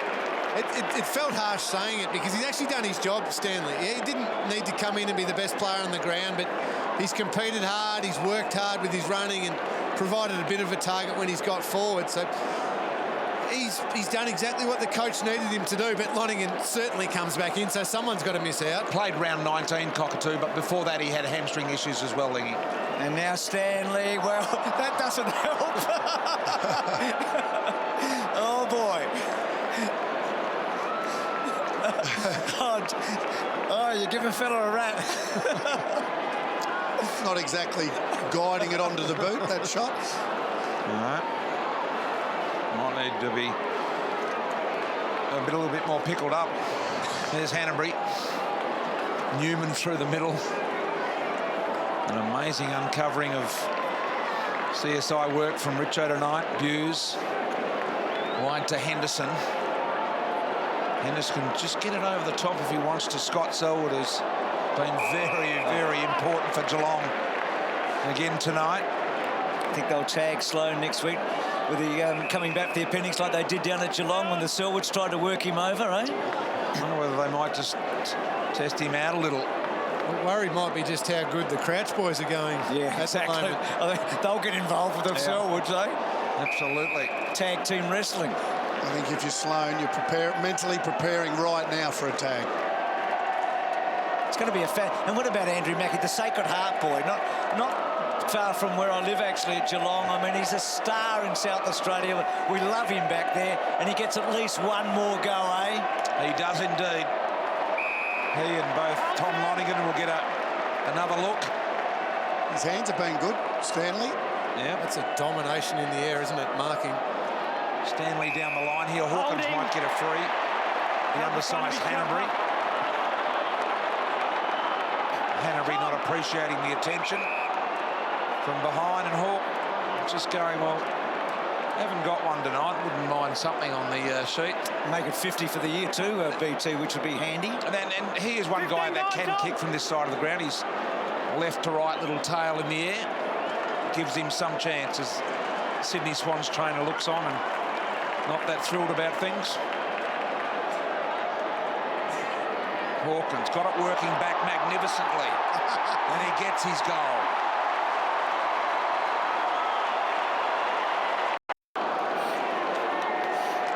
Well, he might have been all in the drop there, BT. Just sort of dropped it a little more across, hit the ball on the inside, which did exactly as BT said, just had that, well, left to right. Well, it's a shellacking, isn't it? It's a 10-goal game. If someone said to you today it'll be 15 goals to 5, you say, oh boy, poor old Geelong, eh? Yep. Not poor old Geelong. They've had one of their... This has been their best finals win since the 2011 grand final. I know they beat Hawthorn when a shot was missed late, but they scrambled against... They're the only 2 wins. They scrambled against Port. They beat Hawthorn when Hawthorn missed a shot late. This has been their most commanding performance since the 2011 grand final in a final. I agree with you, because in that Hawthorn one, they actually gave Hawthorn a chance to win it by letting Isaac Smith have that shot at goal. Given the form lines coming into this one, how much we all rated the Sydney Swans, the test of character for the Cats, I agree with everything you've just said, Bruce. This is a huge performance by Geelong, something to be proud of for Geelong fans out there and Geelong people. A great response to what has been a terrible week. And for John Longmire, it's just been the worst night possible. I mean, and how this season will be judged is interesting, because they came from nowhere to play finals, but they were everybody's favourite, and they have gone out really without a whimper tonight. Duncan getting it forward, Lang trying to get a little kick away, not much happening. Reid fumbled, Stanley toe pokes forward, Selwood and Jones, 2 hard nuts. Stanley, Meningola's been terrific. Lang clever, little give. Parfitt couldn't quite. Rowan's had a quietie. We know that he twists and turns and gets it out, and that kick, well, Parker's just had one of those nights. Runner-up in the Brownlow last year. Kennedy quiet tonight. He runs and bounces. Can he get it over the back? Can he give Sinclair a sniff, because he hasn't had one all night, to be truthful? And a boundary throw-in. It's deliberate, isn't it? Oh, wow.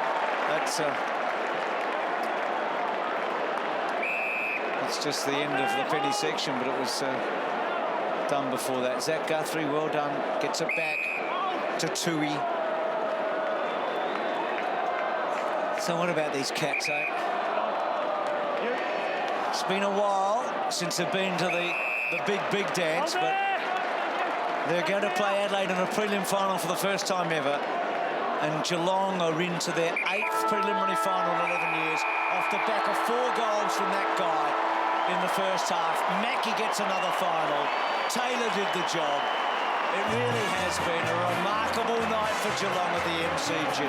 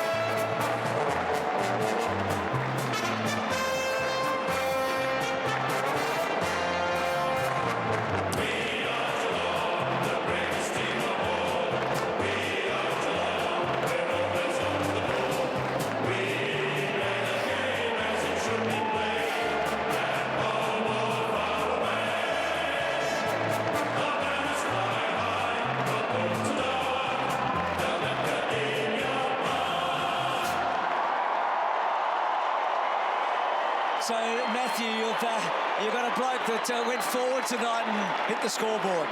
Yeah, he did, Paddy. I don't think he could have made a stronger statement the way he bounced back tonight as a footy club. Yeah, look, it's been a disappointing week for us, but we got over it pretty quickly, because you have to at this time of the year, and this is why you play footy, to play in games like this. So the response was important, the start was important, we executed that. We're not satisfied. It's a stepping stone. Now, your coach, I believe he put it on you pretty strongly last weekend after the Richmond game, and the players responded. Oh, look, think he was still really pragmatic. It wasn't throwing out the bathwater, that's for sure.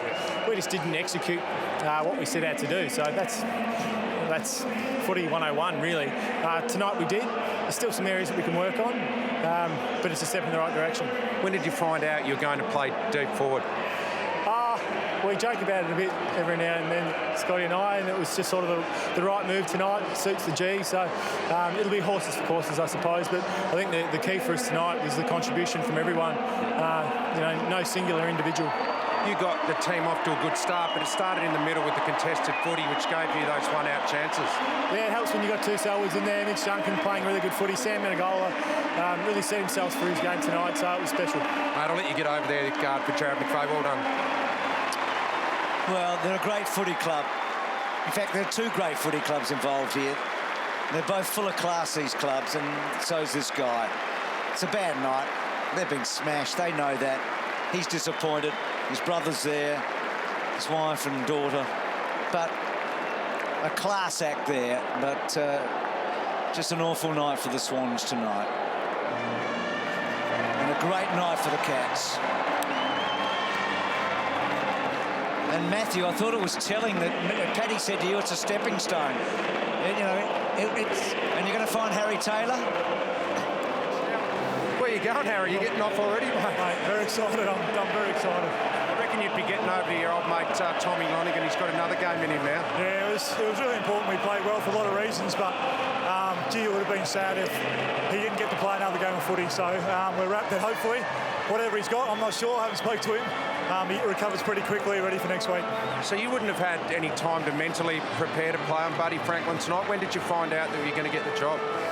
Lunchtime, actually. Scotty gave me a call and said that Domsy's not feeling all that flash. So, yeah, didn't have long to prepare. But, look, I've been forward, back all year, and you learn a lot of things doing that. And all that sort of work I put in, not just this year, but in the past, helped me.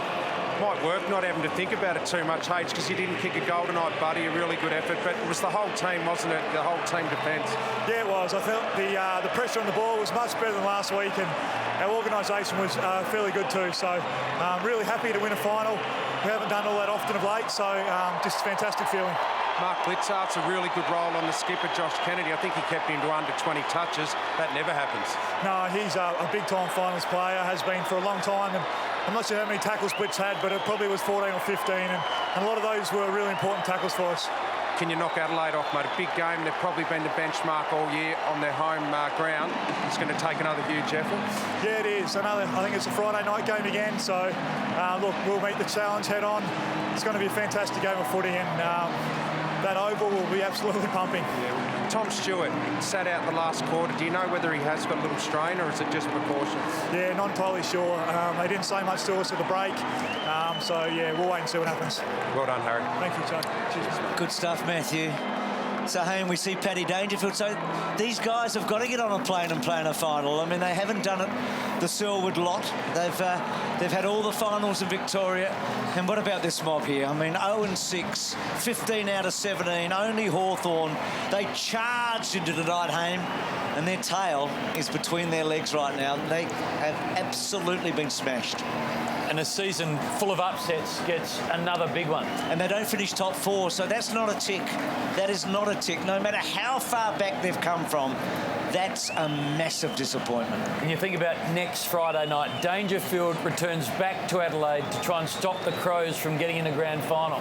And they've never played one another in a prelim, those two teams, Geelong v Adelaide, eh? So for the Swans, it's a desperate night, really. And for this lot, well, everything changes in 1 week. All of a sudden, there's a smile. All of a sudden, all that talk came to fruition, eh? They put their foot and their hands where their mouths were, and they produced a beauty. Humbled last week as the favourites. Underdogs tonight. Dangerfield goes forward. Buddy leaves goalless.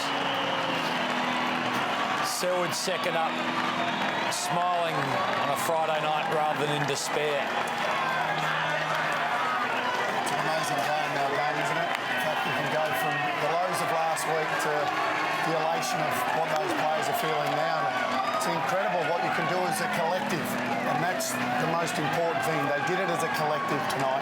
Yes, Danger, as I said, was fantastic early, Lenny, but it was a team performance. Every single player tonight contributed in some way. On the flip side, Sydney had plenty of passengers. So it just goes to show you that if you do that together, anything is possible. Absolutely right. So Zach Smith, Steve Motlop, two players who summed up exactly what you're talking about there. Big tonight. They responded from a quiet game last week, as did so many players. A lot of character it took tonight from that Geelong group to rebound against the informed Swans, and Paddy Dangerfield said it's only a stepping stone that gives them an opportunity against the Crows Friday night at the Adelaide Oval.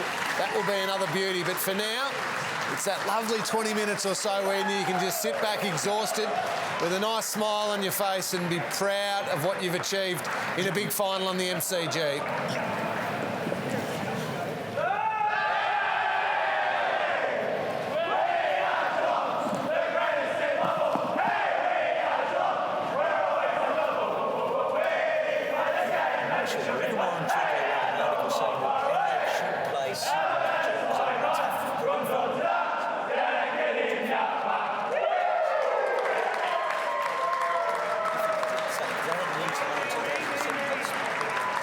Let's get down to you, Brian. Thank you, boys. Look, they're going to go in for a meeting, the Cats, but I've just got a very excited CEO here in Brian Cook is with me at the moment. Cookie, you must be delighted with what you've seen tonight. It was a great comeback. I don't think too many people gave us a great chance before the start of the game, and the way they teamed tonight was fantastic. Unbelievable. It's amazing what the mind can do, I reckon. It is absolutely incredible. A staggering result. As you say, no one would have picked this. Yeah, no, I don't think so. And there's so many players who played well, and when you think that possibly Joel and maybe, Tom Hawkins weren't at their best and we still won by nearly 10 goals, it's just an outstanding effort. We've got 2 more weeks to go though, mate. Well, you go and enjoy. Thanks a lot. Brian Cook, the CEO of Geelong. Boys, we're going to be back as soon as the players come out of that meeting over there.